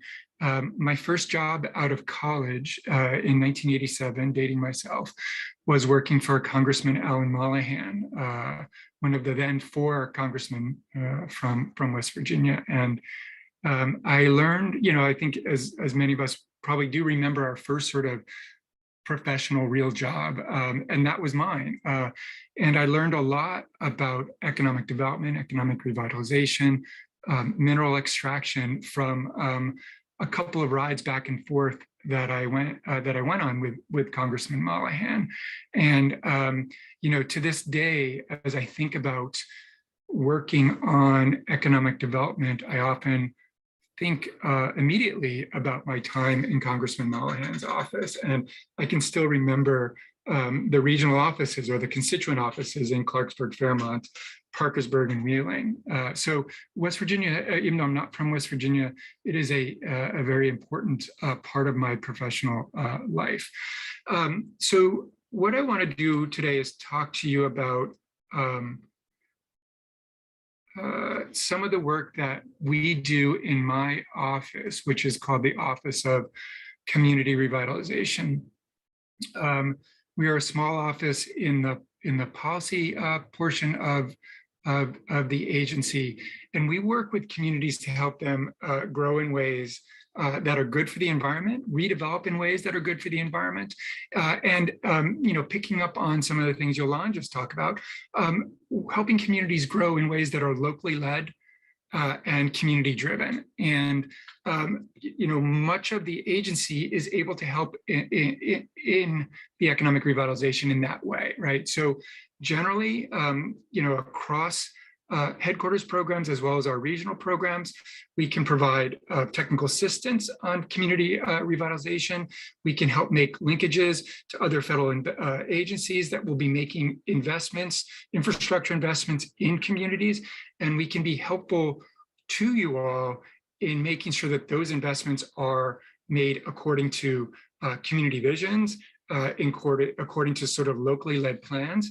And it's all from just helping, grow relationships that we have already made with our federal partners, but helping communities grow those relationships as well. We, of course, have big programs like our Brownfields program and our Superfund program, which support assessment and then cleanups. Many of those programs, particularly in the Brownfields realm, when it comes to cleanups and things, are delegated to states. So, getting to know your Department of Environmental Protection and Environmental Quality is really important. However, our regional colleagues are really good at helping you find your way to the right programs that can be helpful to you all. We also make investments and do technical assistance around energy efficiency and stormwater management, air attainment. And then we also have a number of really good how-to guides and best practices that are available on our EPA websites, which you'll see on my last slide. But I think the bottom line that I'd like you to think about is, if your economic revitalization process, your program, your vision involves people or land, then chatting with our folks in our regional office or people in my office or the Brownfields program at headquarters is if not the place to start, but it's a good place to make sure that you talk. Because people, making sure that people are involved in economic revitalization, make sure that people are involved in redevelopment for the future. That's a really big priority for this administration, as well as for our boss, or my boss at the agency, Administrator Regan. In my office, we do provide a good amount of technical assistance each year. Over the years, dating back to 2012, we've done a lot of our technical assistance in partnership with the Appalachian Regional Commission, as well as USDA. We work with the Economic Development Administration. We've had partners with Health and Human Services, as well as HUD, and have followed this approach, right? When we work with a community on technical assistance, we can help them assess what their assets are, help them figure out how those assets could be attached to an economic driver, whether it's broadband investment, whether it's investments in healthcare and healthcare facilities, investments in the recreation economy, and investments in local and regional food systems. Those are all economic drivers. And if those can be harnessed to help people get involved in that economy and harness to help land that had previously been developed be reused to lead to sort of the revitalization of main streets and downtowns, then that's all good for the environment. And it's also a good expenditure of the federal investments that are coming into communities. So we help communities assess what their assets are. We help convene. We have really great convening power. Meaning we have the ability to grow really good relationships, so we can help communities convene the private sector actors, public sector folks, philanthropy, community organizations that are interested in economic revitalization that will be of the community and for the community. And then our technical assistance approach also leads to the development of action plans, next steps plans, and we are able to help communities make the connections with the federal partners that will make investments in a farmer's market or in broadband or in sidewalks and roads or the redevelopment of a building so that it can be used for a purpose that is of the economy now, as opposed to being abandoned because the economy that had previously led to that building being built has packed up and left. Since the Great Recession, as well as in the previous administration, we did spend a good amount of time trying to figure out how particular projects, whether it's a new business, whether it's a new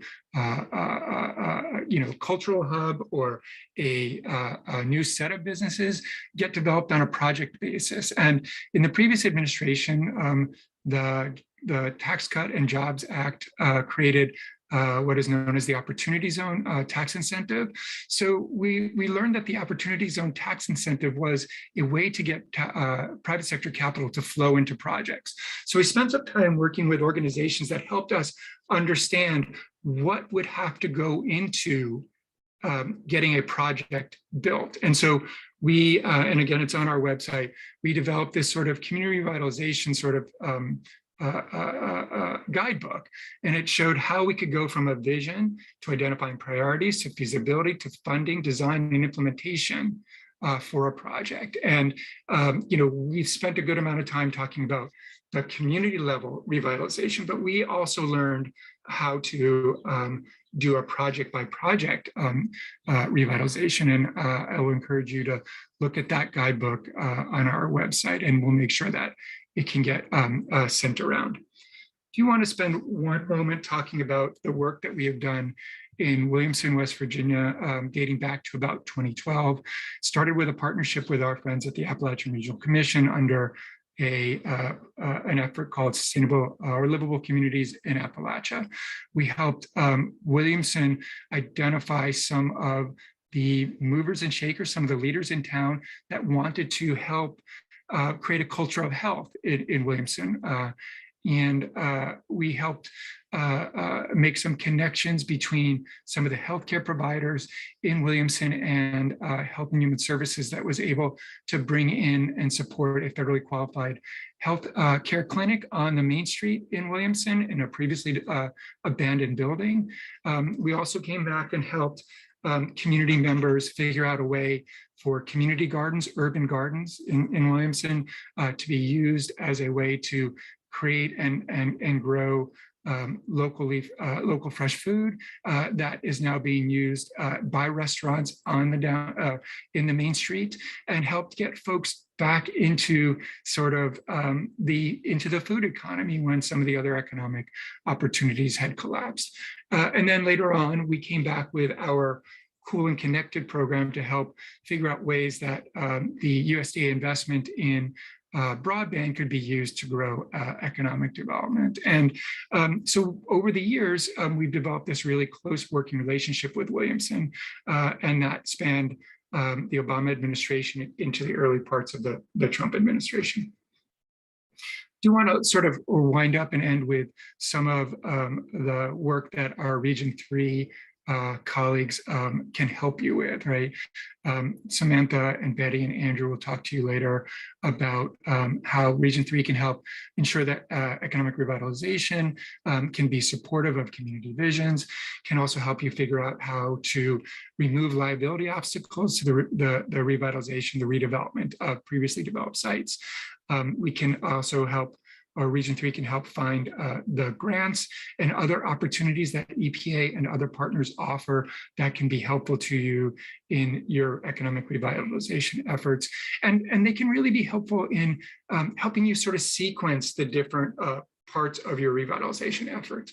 We also have a number of tools that can be brought in, including our environmental justice screening tool, a tool to help identify where brownfield grants go. They can also help you with our efforts that we participated in under the Opportunity Zone incentives.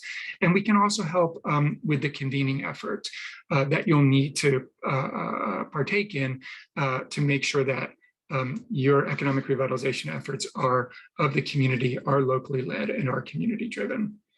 And here are those websites that I mentioned. Some of the community revitalization assistance efforts can be found in the first two websites. And then the Brownfields program has a really great website on land revitalization. And then here are the emails for me and my colleagues in Region 3. And these slides will be available to you afterwards. And I think I'm going to wrap up here. I'm going to pass it off to my colleague, Jesse, with the Department of Agriculture.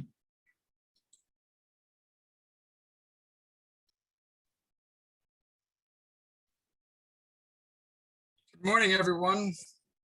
The presentations have been very informative and helpful.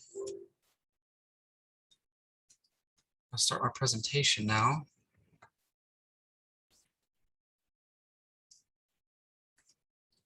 USDA Rural Development is a federal agency helping rural communities grow and prosper. We increase economic development and improve the quality of life in rural places and small towns.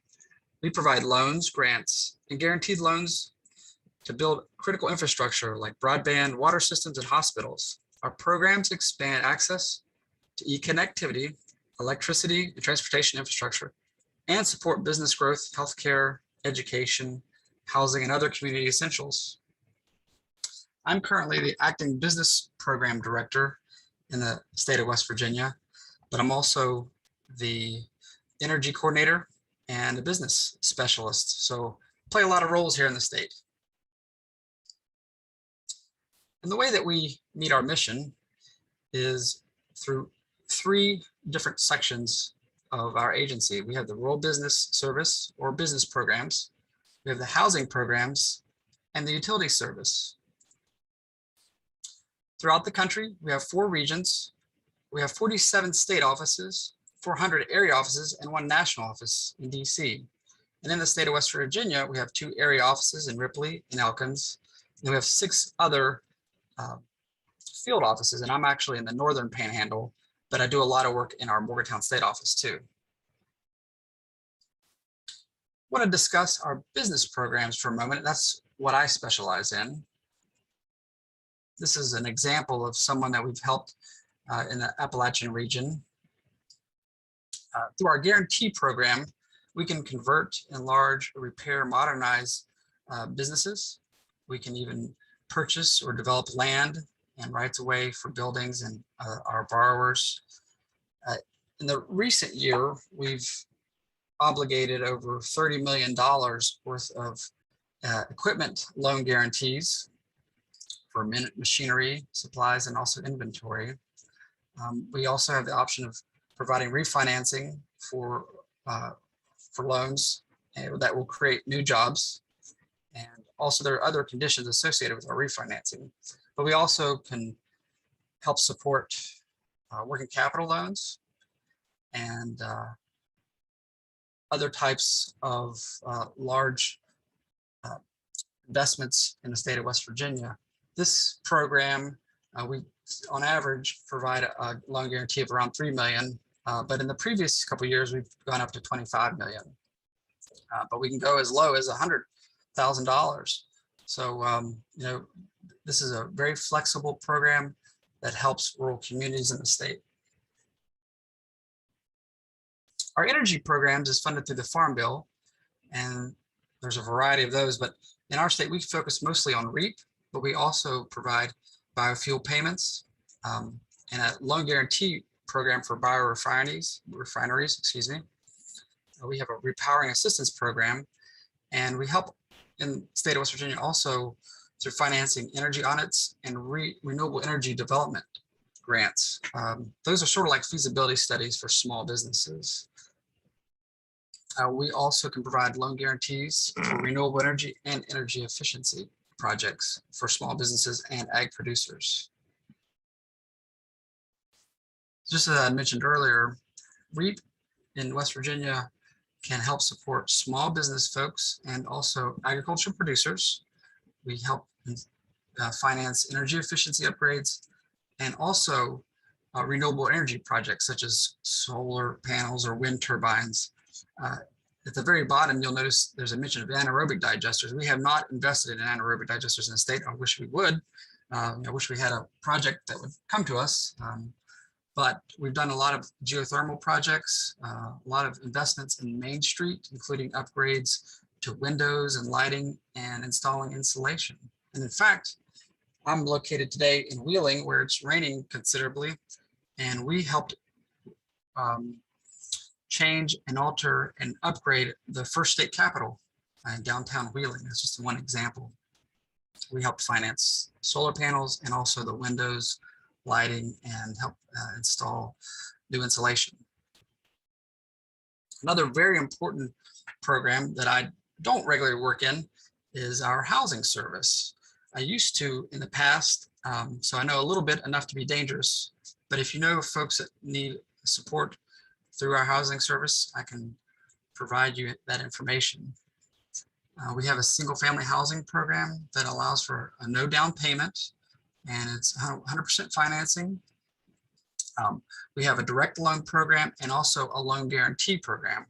And over the previous several years, we've done almost over $200 million worth of loan guarantees just in the state of West Virginia alone. We also have a multifamily program, which is managed in our national office, but its focuses on managing the older direct loans. We also have a loan guarantee program for multifamily housing.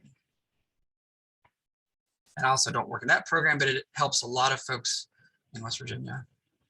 We also offer a home repair loan and grant program for the very low income. It helps provide access for persons with disabilities to their household. It also helps renovate roofs and septic tanks and provide energy savings upgrades. On a dollar-to-dollar basis, this is probably the most important and impactful program that we have. I don't work in it, but if you know of someone that needs support for their home repairs, please let me know. We also have a community facilities program. I've delved into almost all of our programs within the rural development, but I have not worked in community facilities, but it helps finance and support hospitals, schools, daycares, and important and vital community infrastructure. We also have the utility service where we offer financing for large-scale electric investments, and that's usually in very low population areas. Our national office administers this program, and if you need information, you can let me know and I can forward you my contact. We also have a telecommunications program, which is also administered in our national office, but it's vital right now and how we're trying to expand our broadband services. We have water and environmental programs where it is used to help finance infrastructure, public and safety, and also promote economic development. I do want to mention that we have over 40 programs in rural development, and if it's not a business program, please contact me and I'll forward your information on to contacts in the national office or other state employees. And if you ever have any questions or contacts, please give me a call or email me. I'll respond very quickly by email. I'm currently located in our McMacken office, but I do a lot of work, as I mentioned, in our state office. Also, I think it's very important for us to note that USDA is an equal opportunity provider, employer, and lender. Thanks for your time today. That's great, Jesse. Thank you, and thank the rest of the federal panelists. At this point, I'm going to ask the rest of the panelists to please turn on your video. We're going to have a Q&A session, so we'll create the sense of us all being together on a panel. And while we're at it, Cynthia, can you run our second poll of the day, and we'll get an audience reaction. So the question is, which agency is your organization most likely to submit an application to in the coming year? And it's a multiple choice question. Just give us a sense of where the interests lie that can be useful for programming moving forward.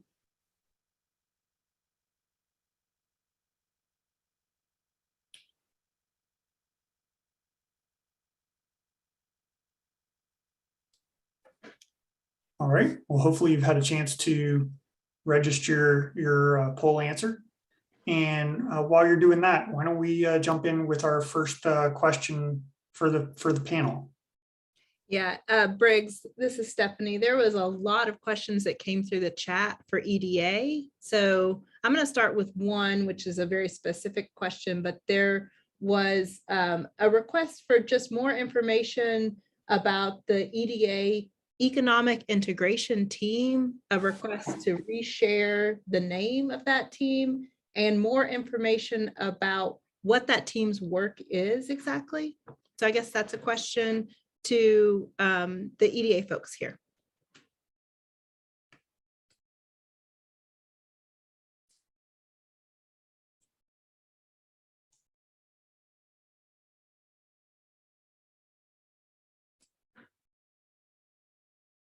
And it looks like they might not be on the. I think Tracy just came off mute. Tracy, go ahead. Yeah, my computer died. Welcome to technology, and I apologize. When I got back on, I'm not a presenter, so I can talk over the phone.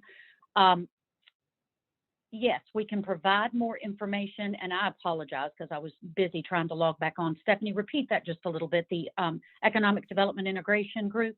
Yeah, so there was a request just to reshare the name of the integration team and more information about their work integrating support between agencies. I think just a request for clarification about what that team does. And Doug Lynott is the lead of that.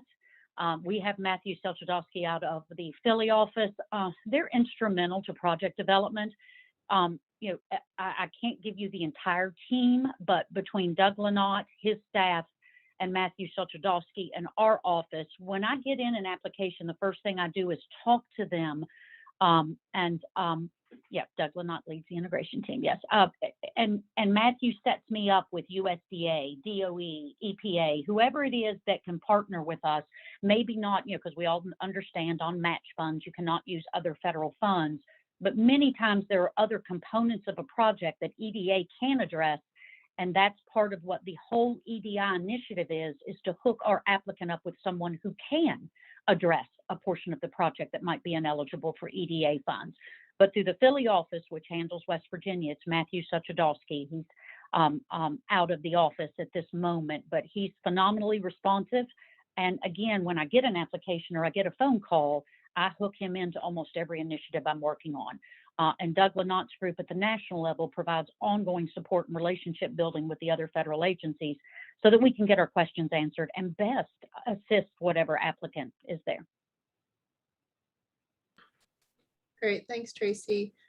Briggs, there was a bunch of also just kind of clarifying questions for Tracy, so I'm going to throw those out to her. So Tracy, a couple of questions just about the opportunities that you presented on. What is the max length of time that a Build Back Better project can span for? And I guess what's the implementation period for those projects to start with? Absolutely, good question. As I mentioned, we have to have the funds obligated to these initiatives and projects by September 22nd, 2022. Expenditure deadlines are September 3rd or September 22nd, 2027. Now that applies mostly to construction. If it's a non-construction, we have usually worked with 3 years. However, under the Build Back Better, that initiative could be longer than that.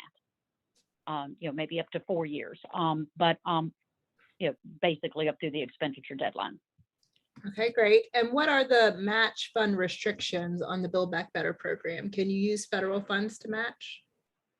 No, that's part of the problem, and nor can you use ARPA money that flows through the state. So that we're going to happen to get real creative in West Virginia on match. Now, there is no match requirement for the initial $500,000 allocation for the planning initiative component of that. There is no match requirement. But then when the projects come in, basically there is a 20% match requirement. And most of the ones that come in from West Virginia will be coal impacted communities. There is language in there to waive that match. However, I just ask that you work with us and we work strongly with you to get as creative as we can on match because it could impact the competitiveness of the project. But right now it'll be a 20% match for the 25 to 75 million obligation from EDA. Okay. And is a private business eligible to apply for Build Back Better, or do they need to go through an EDA or nonprofit? Yeah, we can never be a pass-through to a private corporation. Even if they're a part of the project, funds from EDA cannot pass through to that private entity. I just talked to one yesterday, and there are certain ways to structure it where they're a partner, but not as a direct recipient of any EDA funds. We are not allowed to do that statutorily. But nonprofits are eligible, and they may be providing technical assistance to that private company or increasing their supply chain through suppliers. But the funds can't actually pass through a private corporation. Great. And last question that came through the chat for Tracy.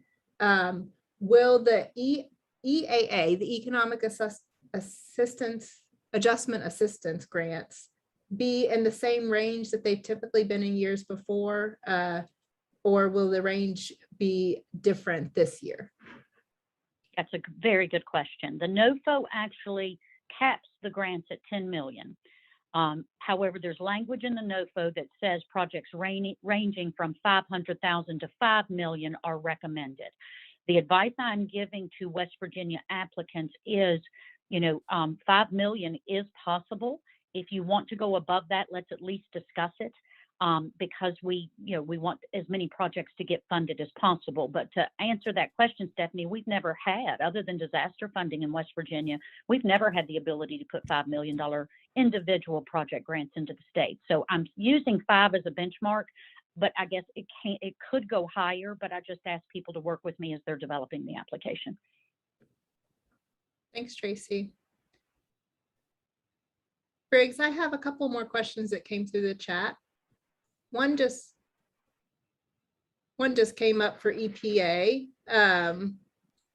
from Kathy Beckett. She asked if EPA is going to be working with the state DEP and the community to create timelines and cost impacts for proposed projects. So that's a question for Matthew.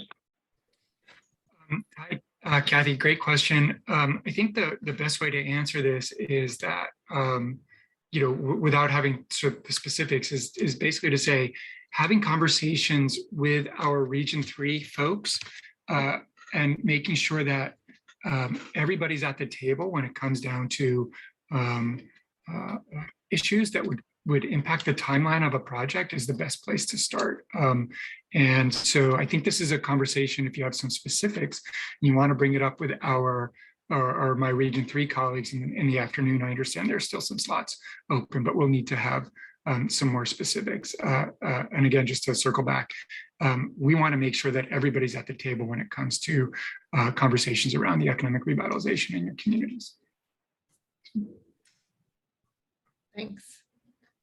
Okay, one more EDA question, which is an interesting question about the tourism money, Tracy. So does the State Division of Tourism serve as a pass-through for that funds? Will they be running their own programs through those funds? What is their role and how does that relate to the resources? Yeah, they have an invitation letter to get funding non-competitively. And I'm working with Chelsea Ruby on developing a project. But they have not developed their program yet. So I cannot tell you that we are bouncing all sorts of suggestions off of each other. That does not prohibit tourism initiatives from coming in for the competitive pot of money with the Philadelphia Regional Office. So I can't tell you today what exactly those funds. She has talked about construction projects, non-construction projects. Of course, it does have the prohibition of any marketing for private companies, and we have a lot of private tourism initiatives in West Virginia. But the rest of the money is competitive through the Philly office. It does not. The lion's share of the money, I think it's 35 or 38 million, will be out of the Philadelphia Regional Office. But I do not know exactly how they are going to use their allocation, and it's not a huge amount. Okay. So if people have tourism projects, they should be talking to you about those projects to apply for money. Absolutely. Okay, Briggs, I have one last question from the chat. And I guess this maybe goes to Karen at ARC, but there was a comment about how ARC funding can be used as match for some federal dollars. And how should project developers work with federal agencies to figure out how to use those funds? What's your sort of guidance about how to kind of bake that cake together with ARC funds? Yes, thank you, Stephanie. And thank you. I wanted to clarify that as well. We are in a unique situation that with our projects, we can use other federal dollars as match as long as that federal entity does not prohibit it. And in some cases that happens, but very typically we are working with USDA, EDA. So if you have a project and you're looking, I would first clarify with your federal funding source to make sure there's no problem on their end. Because from our side, from our perspective, it's usually not a problem. But certainly have the conversation with us as well as that federal entity to make sure that we can bake that cake together. And in addition to other federal funds, we can certainly use state and local and even in kind. So the flexibility is there at ARC, which is great because I know that many of our communities struggle with coming up with the match. So I would just suggest start those conversations early so that you know clearly from the beginning if there'll be a problem with the match.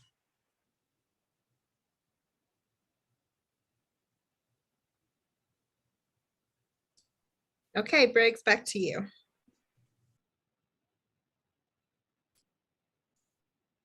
All right, well, why don't we go ahead and show the poll results?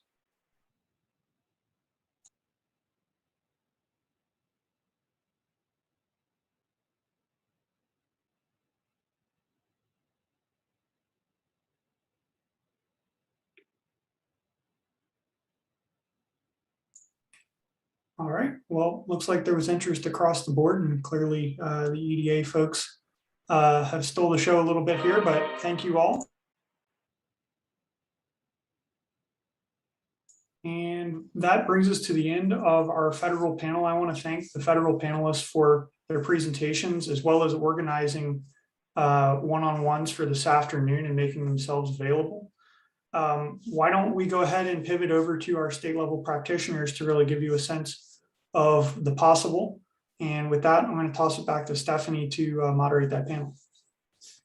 Okay, thank you, Briggs. And thanks again to all those federal agency representatives for your presentations and for the specific information that you gave about West Virginia. That was really interesting to see.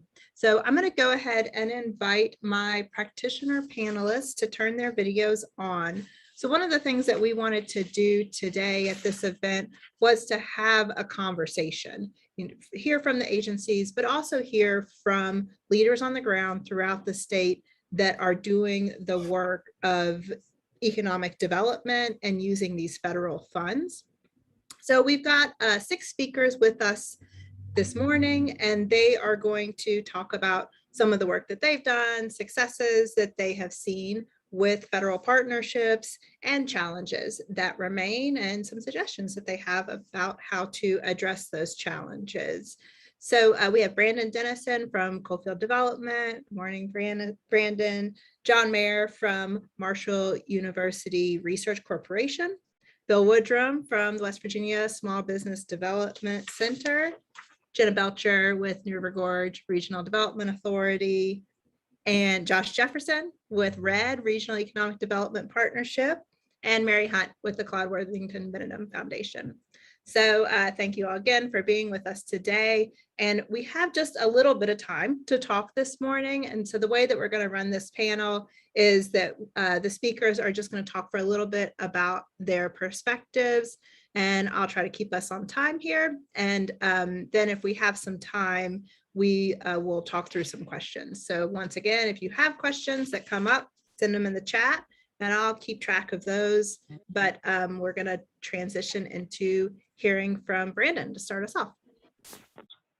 Thanks, Stephanie. Really happy to be here. Really an exciting time for our state, but also a challenging time all the same. So just happy to be here and pretty inspired by everything that's going on. Coalfield Development, we're based in the southern part of the state, headquartered in Wayne, West Virginia, over on the Kentucky border. And we do 3 main things. We incubate and invest in social enterprises. So direct job creation is a key point that I would make, not just job training, but actual net new job creation is a key point. I have found federal agencies more and more interested in that kind of approach, which has been good. When we create the new jobs, we provide personal, professional, and academic support. So the new jobs at the new businesses are for people who face barriers. We use what we call a 33-6-3 model to organize the work week, 33 hours of paid work, 6 hours in the community technical college system, and 3 hours of personal development to identify barriers and overcome those barriers.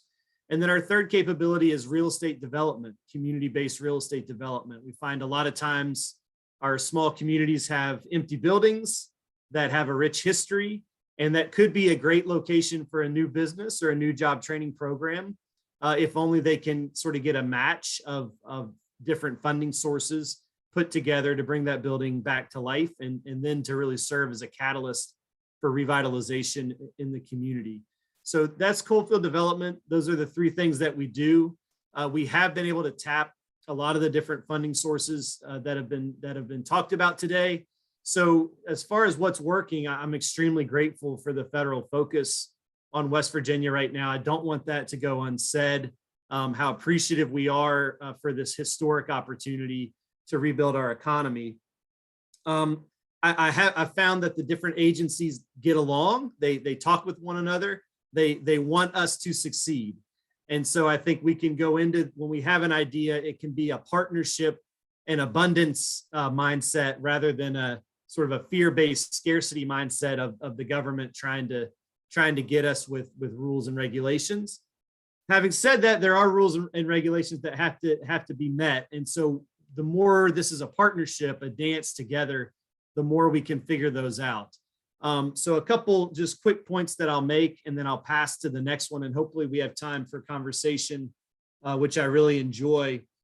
A lot of the projects, a lot of the programs are designed to sort of meet a certain demand from a sector or from employers for a certain skill set. And that's completely rational. And certainly if there are, good paying open job positions, we want to fill those job positions.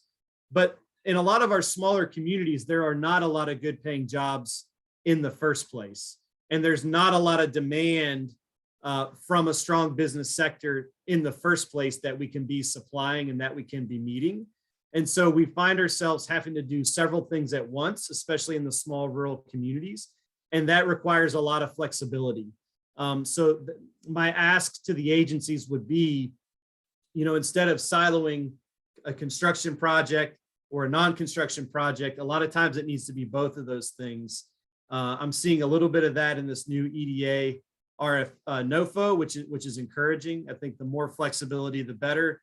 The more we can be allowed to do a couple different things at once, the better. And the more we can look at both the demand and the supply side of some of these issues, I think the more effective that we can be.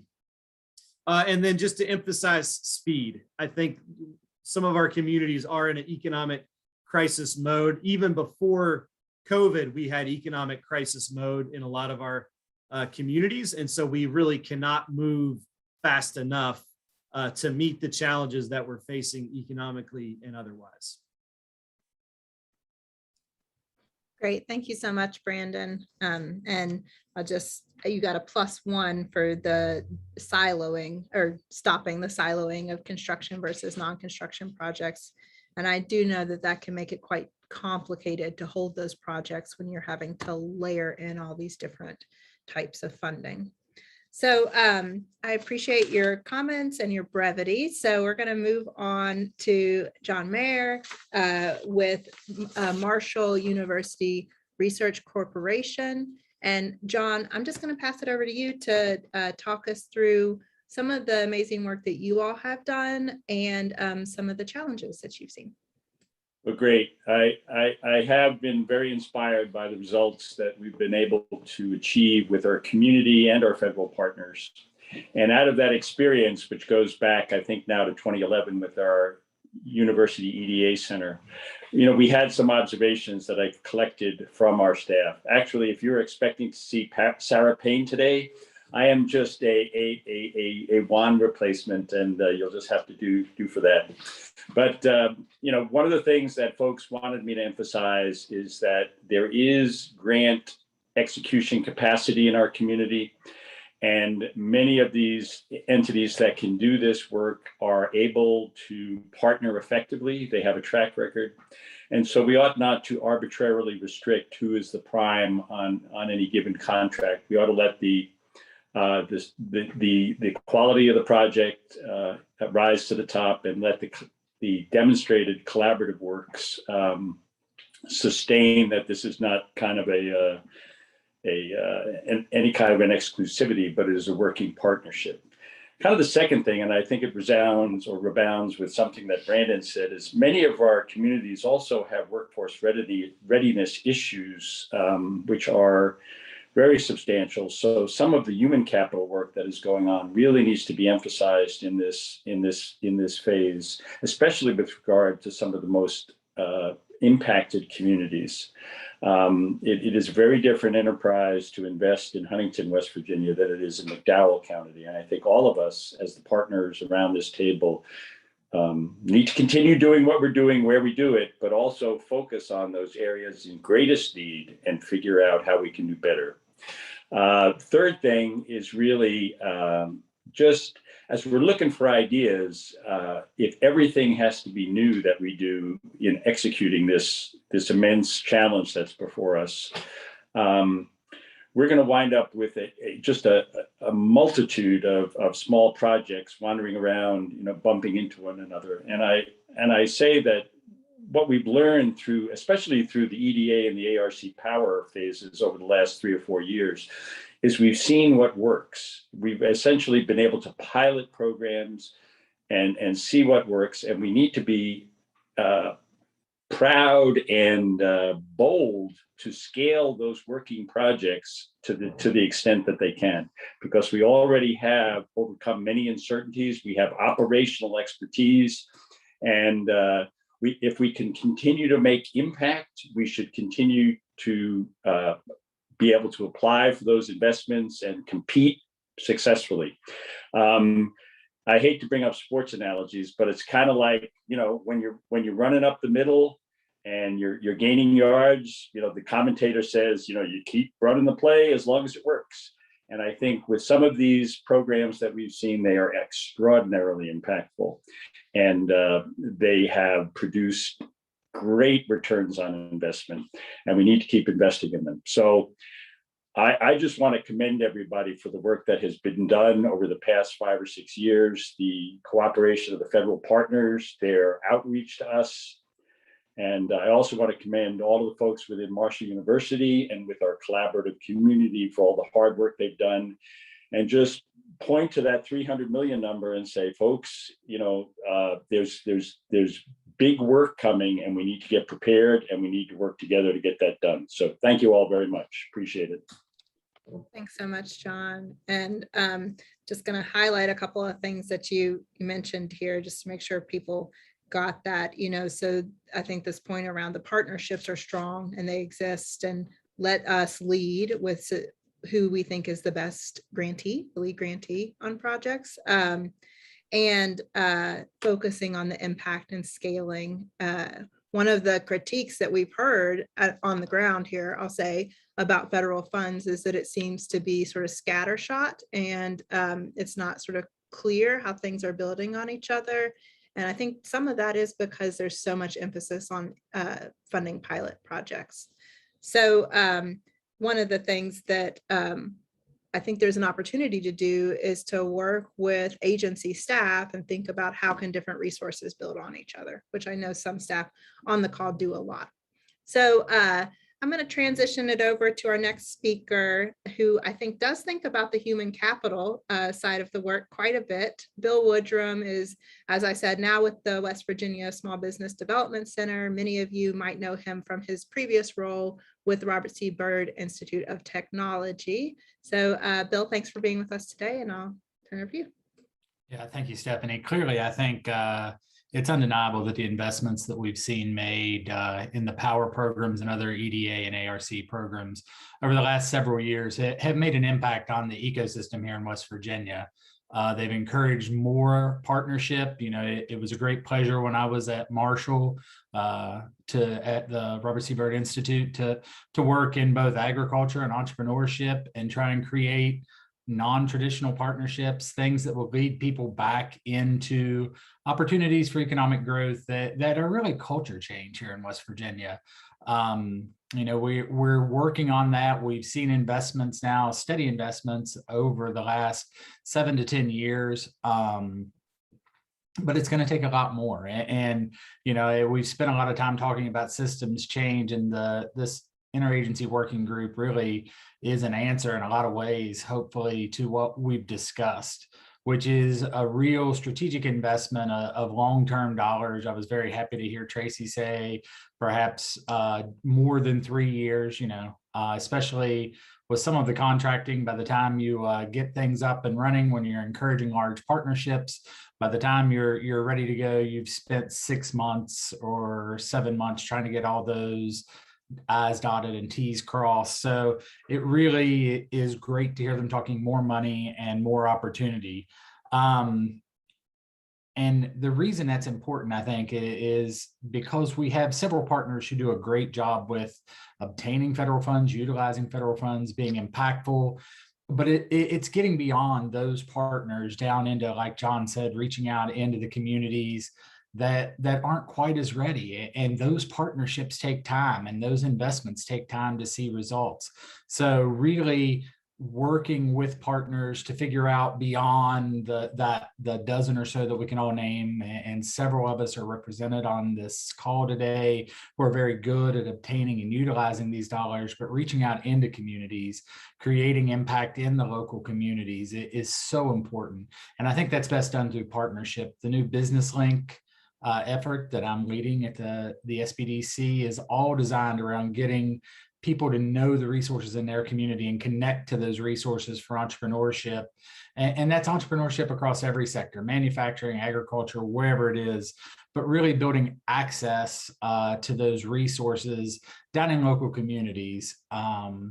It's so important. And I think, that one of the resources we always talk about is figuring out how to access those finances. And one of the struggles we have with entrepreneurs is getting them into the right partnership, teaching them about the financials that they need to understand.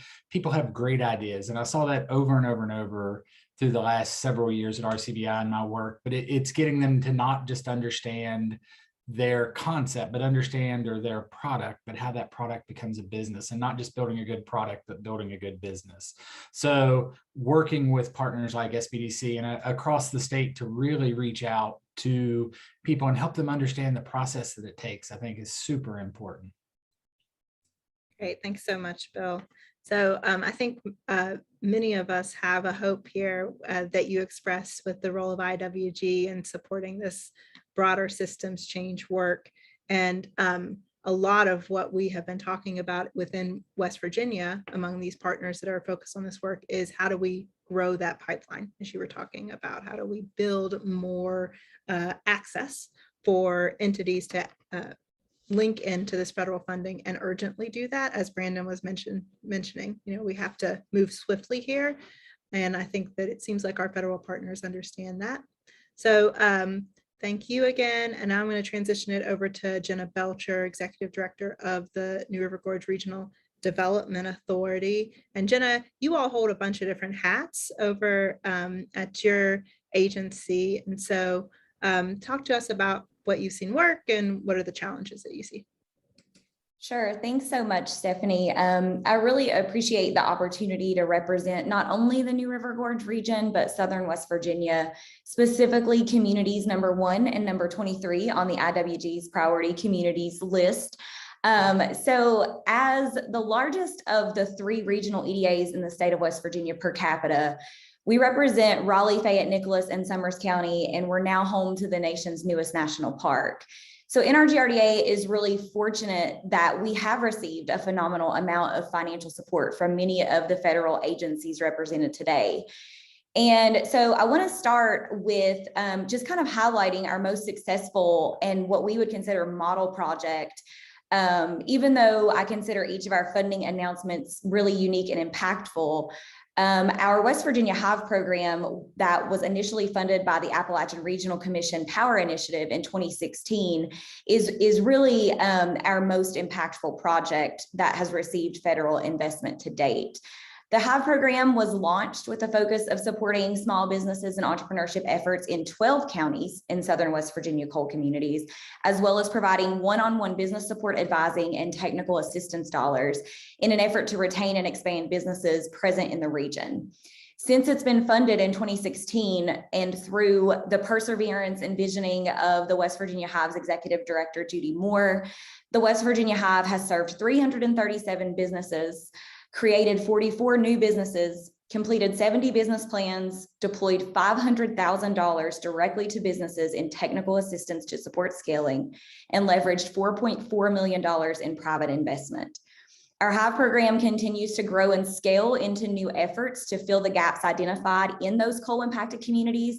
And as a result, in 2019, NRGRDA and the Hive announced a US EDA Regional Innovation Strategies Grant that launched the only accredited investment network in West Virginia, our Country Roads Angel Network. So as you can see, we have seen great successes out of a lot of these federal investments in the past.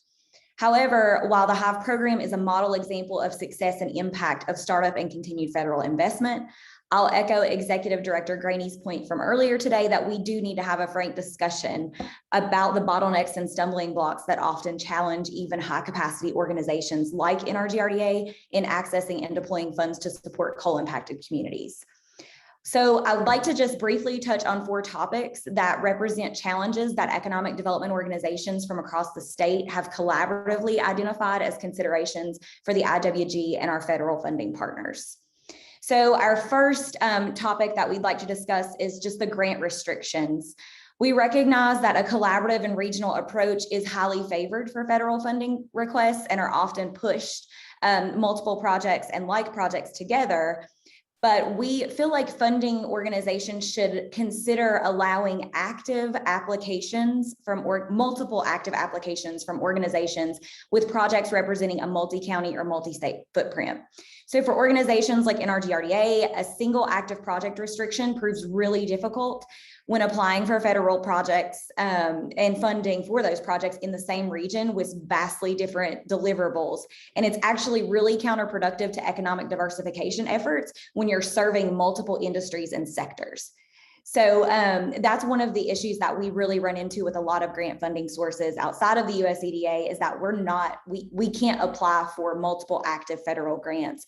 And it's doesn't even matter if they're in good standing. So that's really our main issue in accessing some of these dollars. The second point is obviously been brought up in multiple facets today is the match requirements. So we know that coal communities in Southern West Virginia represent some of the most disparaging financial statistics in the Appalachian region. As such, it's really difficult to compete for funding due to the stringent, unattainable match requirements for many of the federal agencies. And additionally, what we're running into now is the inability to utilize CARE or ARPA funding as match for projects, especially infrastructure projects. So this creates a bottleneck for us that forces us to stall rather than move towards implementation. So, and the reason that I say specifically infrastructure projects, a lot of the work that we've been doing across the region is related to developing infrastructure for not only new businesses and large industry, but really just trying to solve for the need that residents are facing. And so we're having to get really creative, as Tracy Rowan mentioned earlier, about how we utilize and stretch those dollars that the local communities were given to not technically match, but leverage the federal investment to build out the infrastructure in these communities. So we really would like to recommend a structural change that would allow a large leverage point for federal investment, and maybe consider reevaluating and removing federal grant requirements for projects representing majority distressed counties and potentially reduce grant match requirements for projects representing at-risk and transitional counties. The third point that we have come up with is that we would like to look at the potential for a state project coordination committee. Like I mentioned before, NRGRDA is really fortunate to work in lockstep with the West Virginia Office of Economic Development, previously the Development Office, and for many of the projects that we identify for federal funding opportunities. Additionally, the ARC State Program Manager, James Bush, is available to us to provide specific ARC support for those eligible identified projects. However, many of West Virginia's most southern coal impacted communities struggle to compete for federal funds due to the lack of capacity and inability to connect directly with federal agencies and high capacity partners. So to offer capacity support, promote regionalization and identification of like project for collaborative proposals, we feel like the development of a formalized state economic development coal community project coordination group should be structured to support and represent the most disadvantaged counties in West Virginia. The committee would serve as the clearinghouse and point of contact for projects identified for federal funding and serve as a liaison and a method to ensure inclusion and fair process to EDAs and the other most coal impacted community organizations. And then finally, one note that I'll make is, obviously, we talked about a lot about capacity, and I don't know that many realize that local economic development agencies that continue to remain on the front lines of the decline of the coal industry and the COVID-19 pandemic are actually not eligible to access federal capacity support like PPP or EIDL from the CARES Act and ARPA funds because we are registered 501c6 organizations. So we operate on really limited budgets, limited dedicated support from state and federal representation. We can only ask for very limited organizational support in our grant funds. So we would like to consider, from an economic development standpoint, the consideration for non-competitive funding for EDAs and like organizations registered as 501c6 entities to increase effective impact and deployment of federal funding and organizational programming. So those are are really our 4 highlighted points that we would like the IWG to consider moving forward. We recognize that we're all experiencing an unprecedented time for coal communities across the US, but at the same time, West Virginia and its declining populations has this really incredibly small window of time to identify impactful, tangible economic diversification projects that can retain and attract new regional opportunities and talent. So NRGRDA stands ready and looks forward to continuing the conversation today and appreciate the IWG's willingness to participate in open dialogue and consider the recommendations discussed. So thank you guys for including us. Thank you very much, Jenna. And I think everyone can see part of why Jenna is on the panel today. A lot of very specific suggestions and ideas, and also a sort of triple underline to the urgency of this moment, but some of the needs that exist that are going to create challenges for us responding to those urgencies. So Tracy Rowan with EDA talked about how West Virginia is uniquely positioned with EDAs covering the entire state and the strong leadership that we have at multiple EDAs across the state. And you can see that represented on our panel today as we have multiple EDA leaders representing very different parts of the state. So I want to welcome Josh Jefferson, Executive Director of the Regional Economic Development Authority, for being with us today, Regional Economic Development Partnership, sorry, Josh. Just really interested to hear your perspective on Absolutely. what's happening in the Northern Panhandle and some of the challenges that you see. Sure. Yeah. So first of all, thanks a lot, Stephanie. We're big fans of you and what you're doing.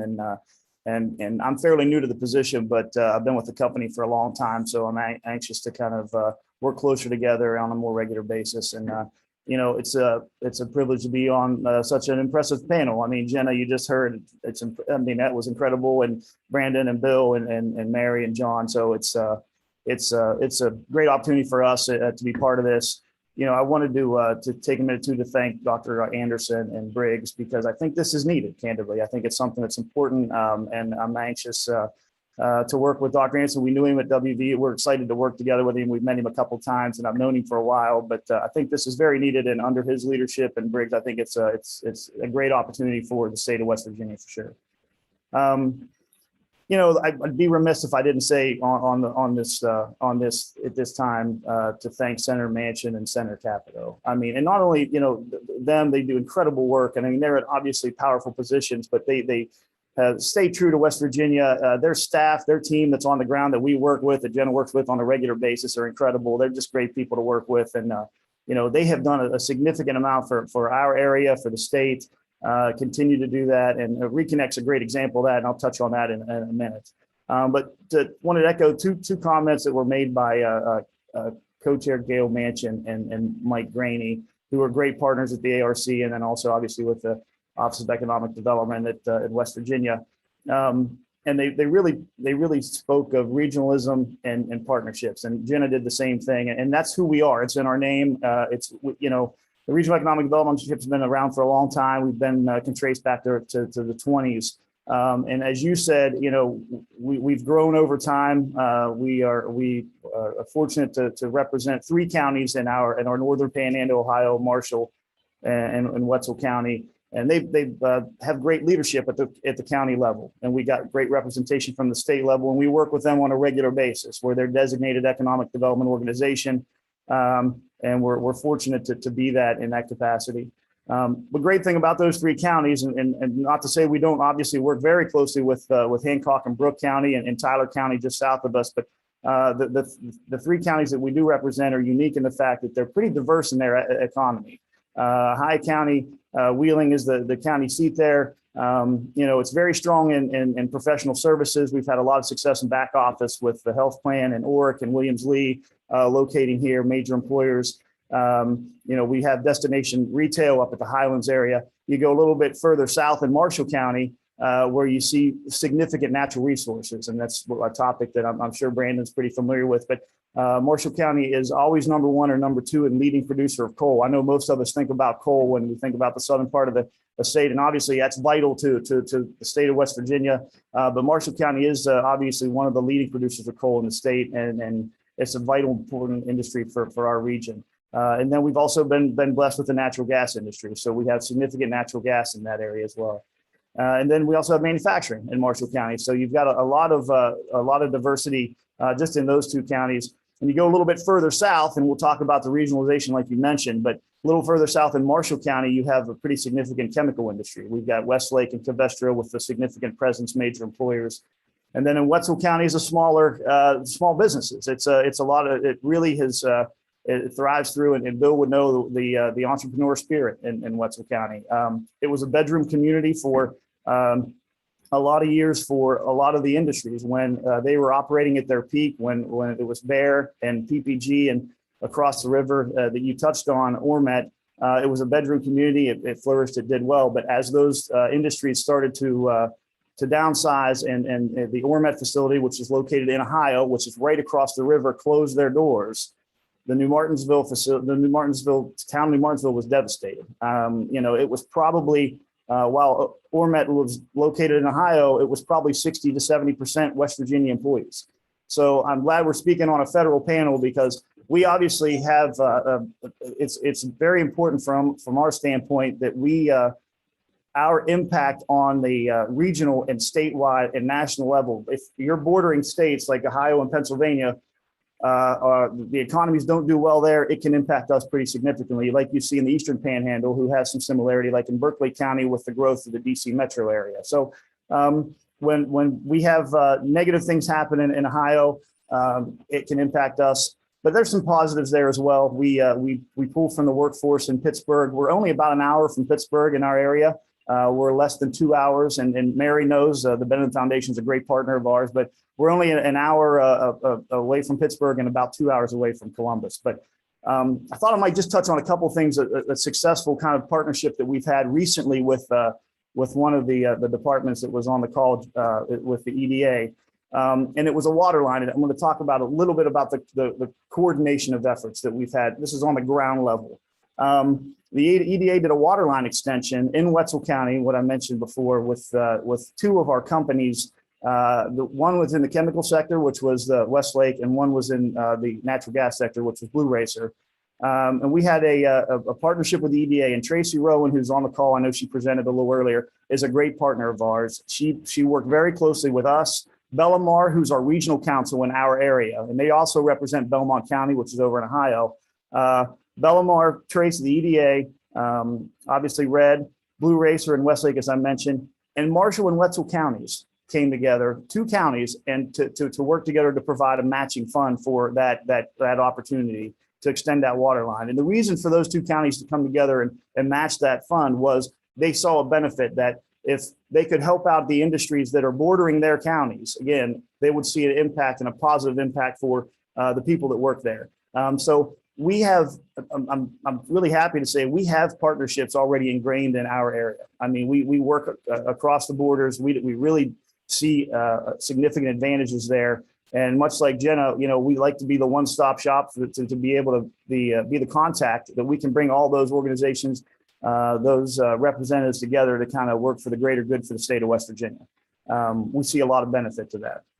But, again, you do see some challenges, and I mentioned the Ormet thing, and at the end of the day, we've reached across that river and don't see that river as a border, because we have to see growth there, and if we don't see growth there, our people in West Virginia are going to be negatively impacted. They're not going to have the opportunities. They're going to move away. We're going to lose population. Much has been documented about our loss of population, and we need to change that. That's one of the things that we're really focused on, is kind of reaching out and breaking down those borders.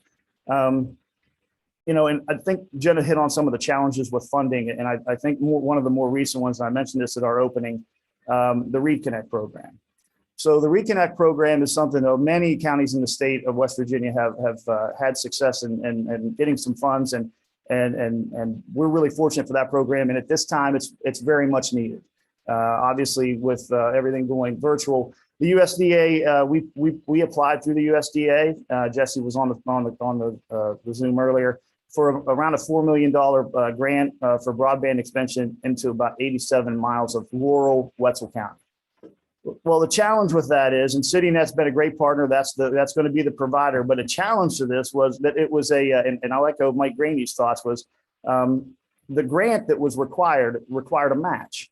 Now the USDA offered that match. The USDA would offer a match in a loan capacity, but in order to do that, you had to put up the assets, all the assets that the organization had to put a lien on. So they had to put a lien on all the assets. Now, in our situation, that was a challenge because what that did was many of our assets are in Ohio and Marshall counties. So that would have restricted a lot of economic development opportunities in those two counties to let one county progress in the reconnect effort.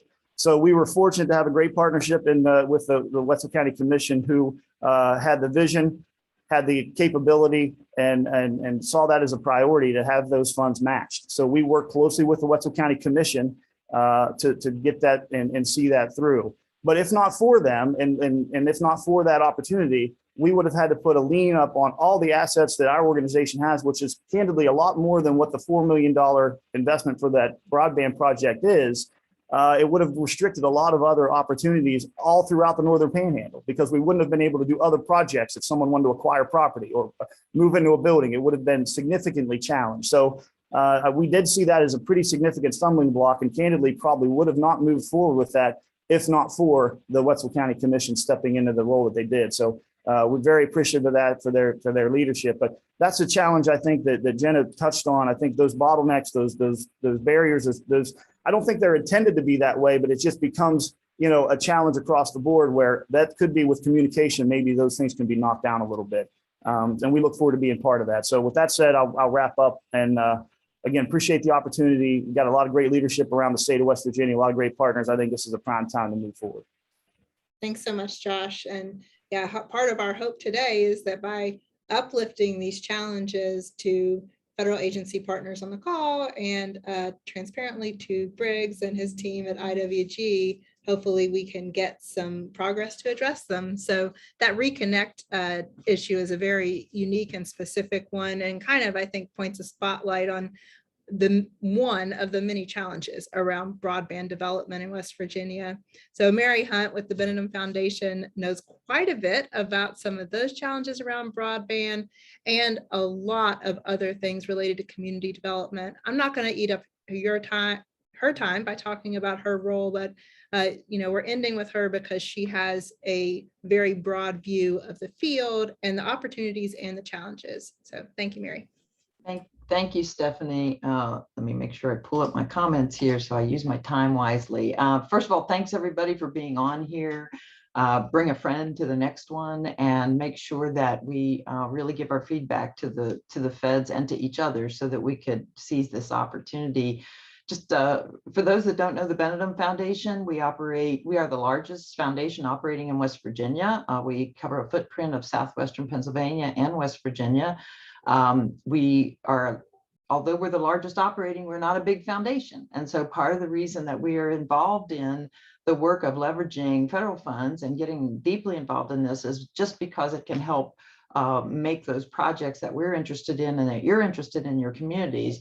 It can expand those projects greatly. So Stephanie gave me some points that to bring up today to everybody who's listening, and those that have been involved in power, and it's been mentioned a couple of times. And thanks to the ARC for seizing the opportunity back in 2015, 2016, because this is really a good runway for what we're facing now with the IWG and these opportunities that come in this multi-agency collaboration.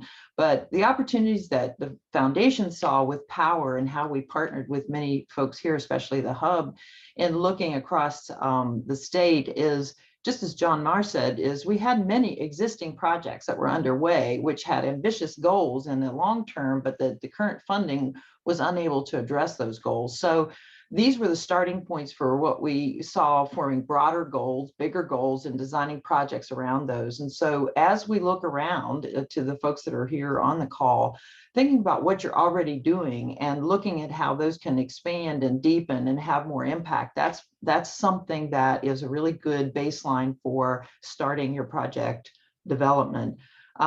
Similar to that, we said we saw the opportunity and a challenge was to stretch the capacity by considering what to contract or partner, or what entity or institution that had a mission suited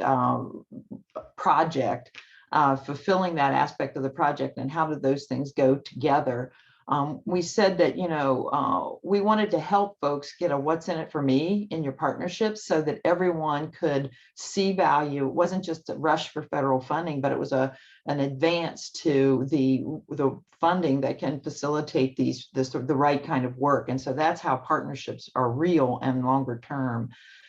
We saw the opportunity to move beyond process goals, to true outcomes, because we were looking at longer term, multi-year initiatives. Again, also happy, as Bill said, that when you look at longer term and brought bigger money, you're able to measure real job creation, acres under production, new businesses formed, tourism venues created, square footage renovated, things of that nature. And those are real outcomes that we could see in the span of the funding that may be available through this IWG work.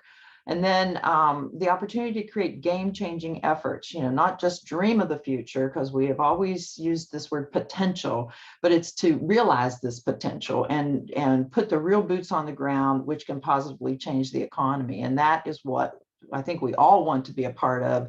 We've often talked about the great potential which exists, but this is an opportunity to seize that potential.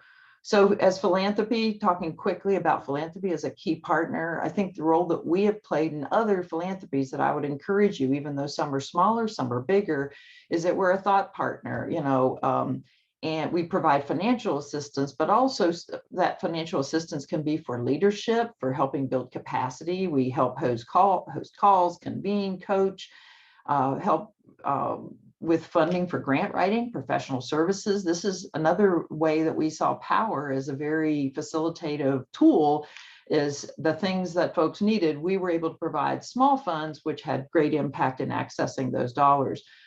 We could provide resources for problem resolution, tough love, and due diligence.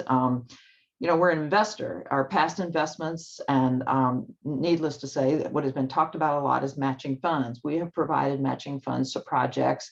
Again, I like to call it stone soup in some cases because of the projects that were mentioned. For example, in power, we just did a summary, is that the Benedum Foundation has placed a bit over $6 million over 5 years into the power program. It's leveraged just the grants that we were involved in with 35 million, but you see that many more projects were actually funded. So folks that were out there looking for matching funds and resources were able to put those deals together. So, I don't want to downplay the availability of matching funds and the importance of them from our foundation, but also that they're out there in other places. But I have to support the same statement that everyone has said. We are in low resource communities. We do not have a lot of philanthropy. We do not have local taxation. We need the match requirements modified and or have state funds that are dedicated for matching that do not have obstacles to access. That's an echo I hope everyone is hearing. We get to be a voice of an investor to help support other investors. And we also like to support policy to give voice to local communities. The foundation just celebrated our 75th year of working in communities across West Virginia and southwestern Pennsylvania, and we hopefully can represent that well. Continued limitations and challenges very quickly. As pipeline development, while we do have good projects that are underway, as we've mentioned, we do need to have more activity in things like energy efficiency production and these other activities that we are underdeveloped in. We always say once developed, our projects are good. They're as good as any. They compete strongly. Even though they've previously not been designed to the scale of the new funding, that's why we need bigger thinking and bigger strategy. But we also need a pipeline of new projects that come online for things like the AML funding and things like the energy efficiency funding and all those resources that can represent strong pieces of our diverse industry in West Virginia. Again, I mentioned the matching funds as continued limitation. I won't beat on that anymore, except I will. And then organizational overload. We do have a little bit of sort of deer in the headlights look because we've been working, as I say, a lot of us are punching above our weight class, as they say. And yet, I think we want to just continue to do that. We need strength. And then I think in partnership with the feds, and I know those folks want us to succeed. I think we can overcome organizational overload by building on that. Just like Jenna said, let's work with strong organizations and help them support more than one application.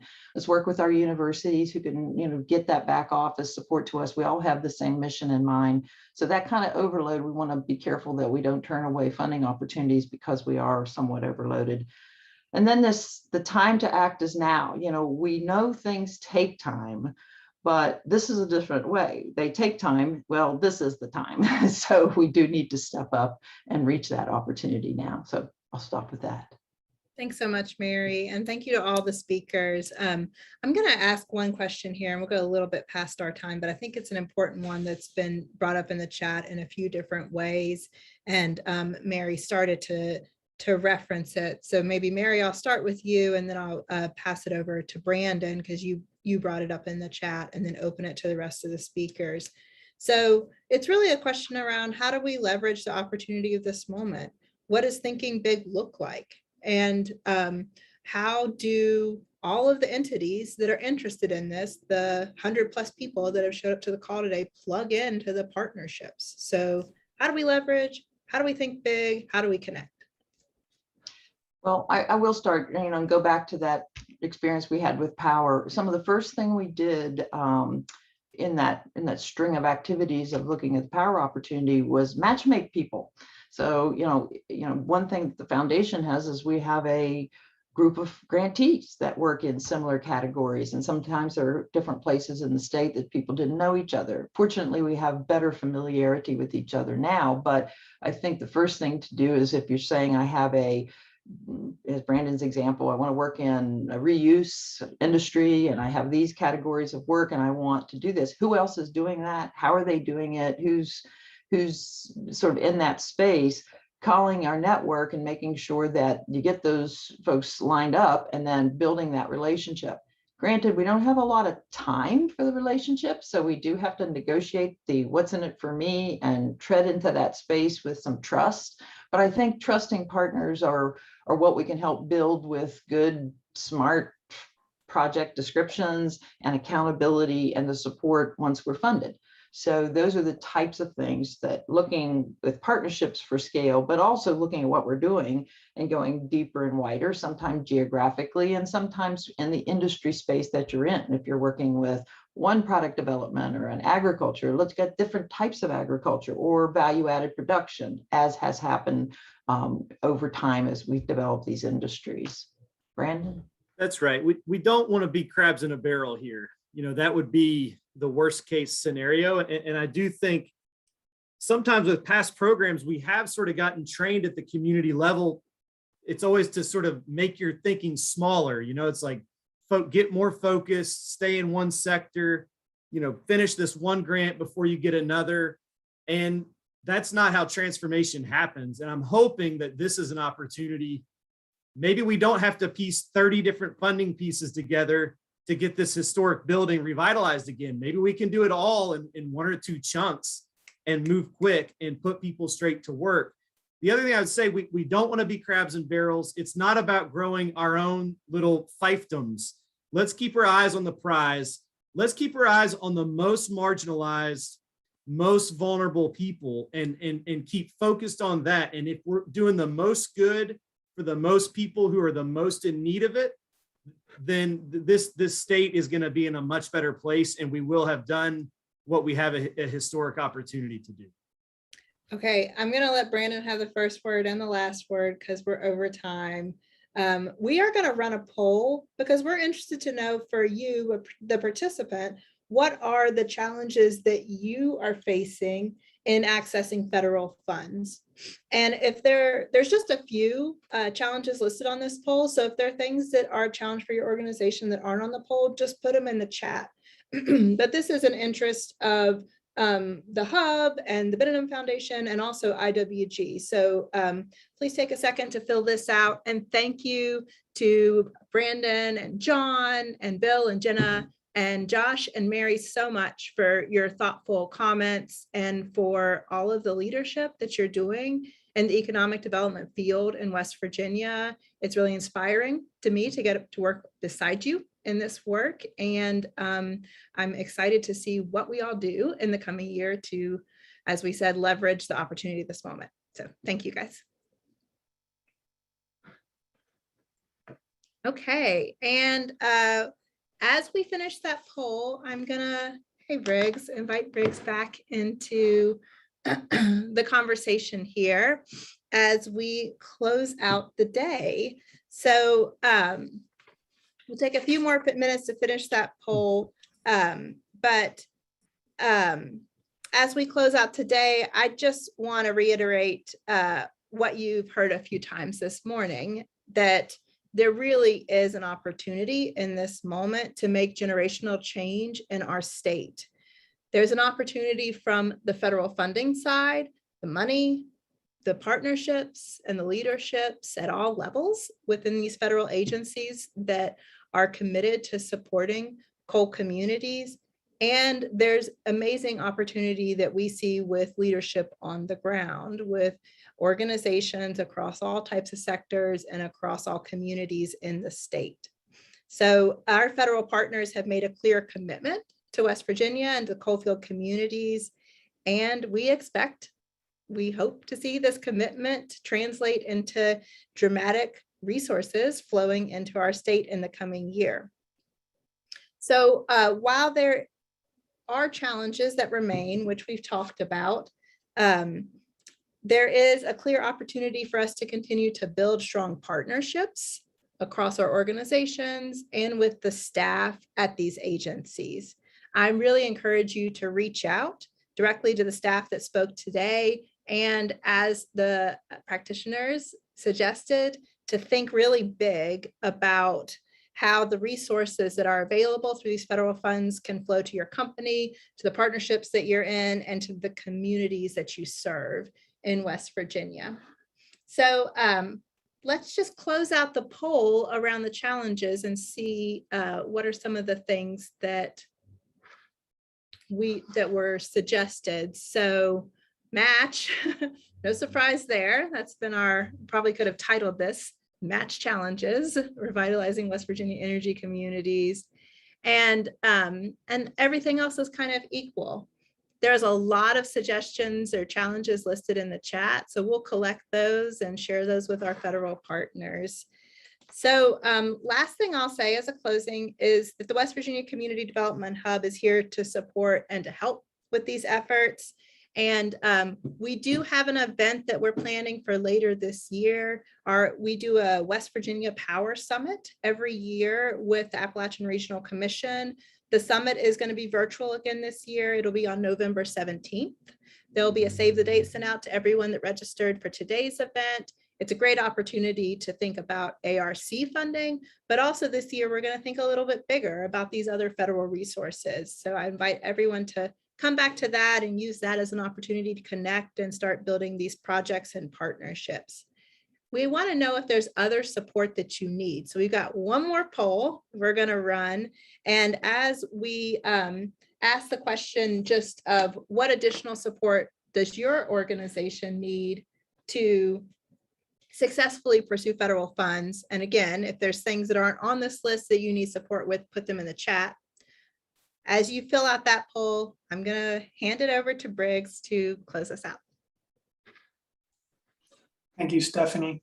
And I want to thank our attendees. We had over 100 attendees hang in there. And I've noticed, taking a quick look, that we have many senior officials, elected officials, key thinkers, leaders, influential decision makers, still hanging in there 3 hours into this. So I think you all should be applauded for your dedication to West Virginia and to making sure that West Virginia seizes the moment, particularly with this historic EDA funding opportunity, but also, as we showed today through our federal panel, that there actually is a breadth of other agency support that can be used sometimes in combination, and that it really is a lot of opportunity on the table. And that really brings me to my next point, which is this isn't going to be the last conversation around West Virginia.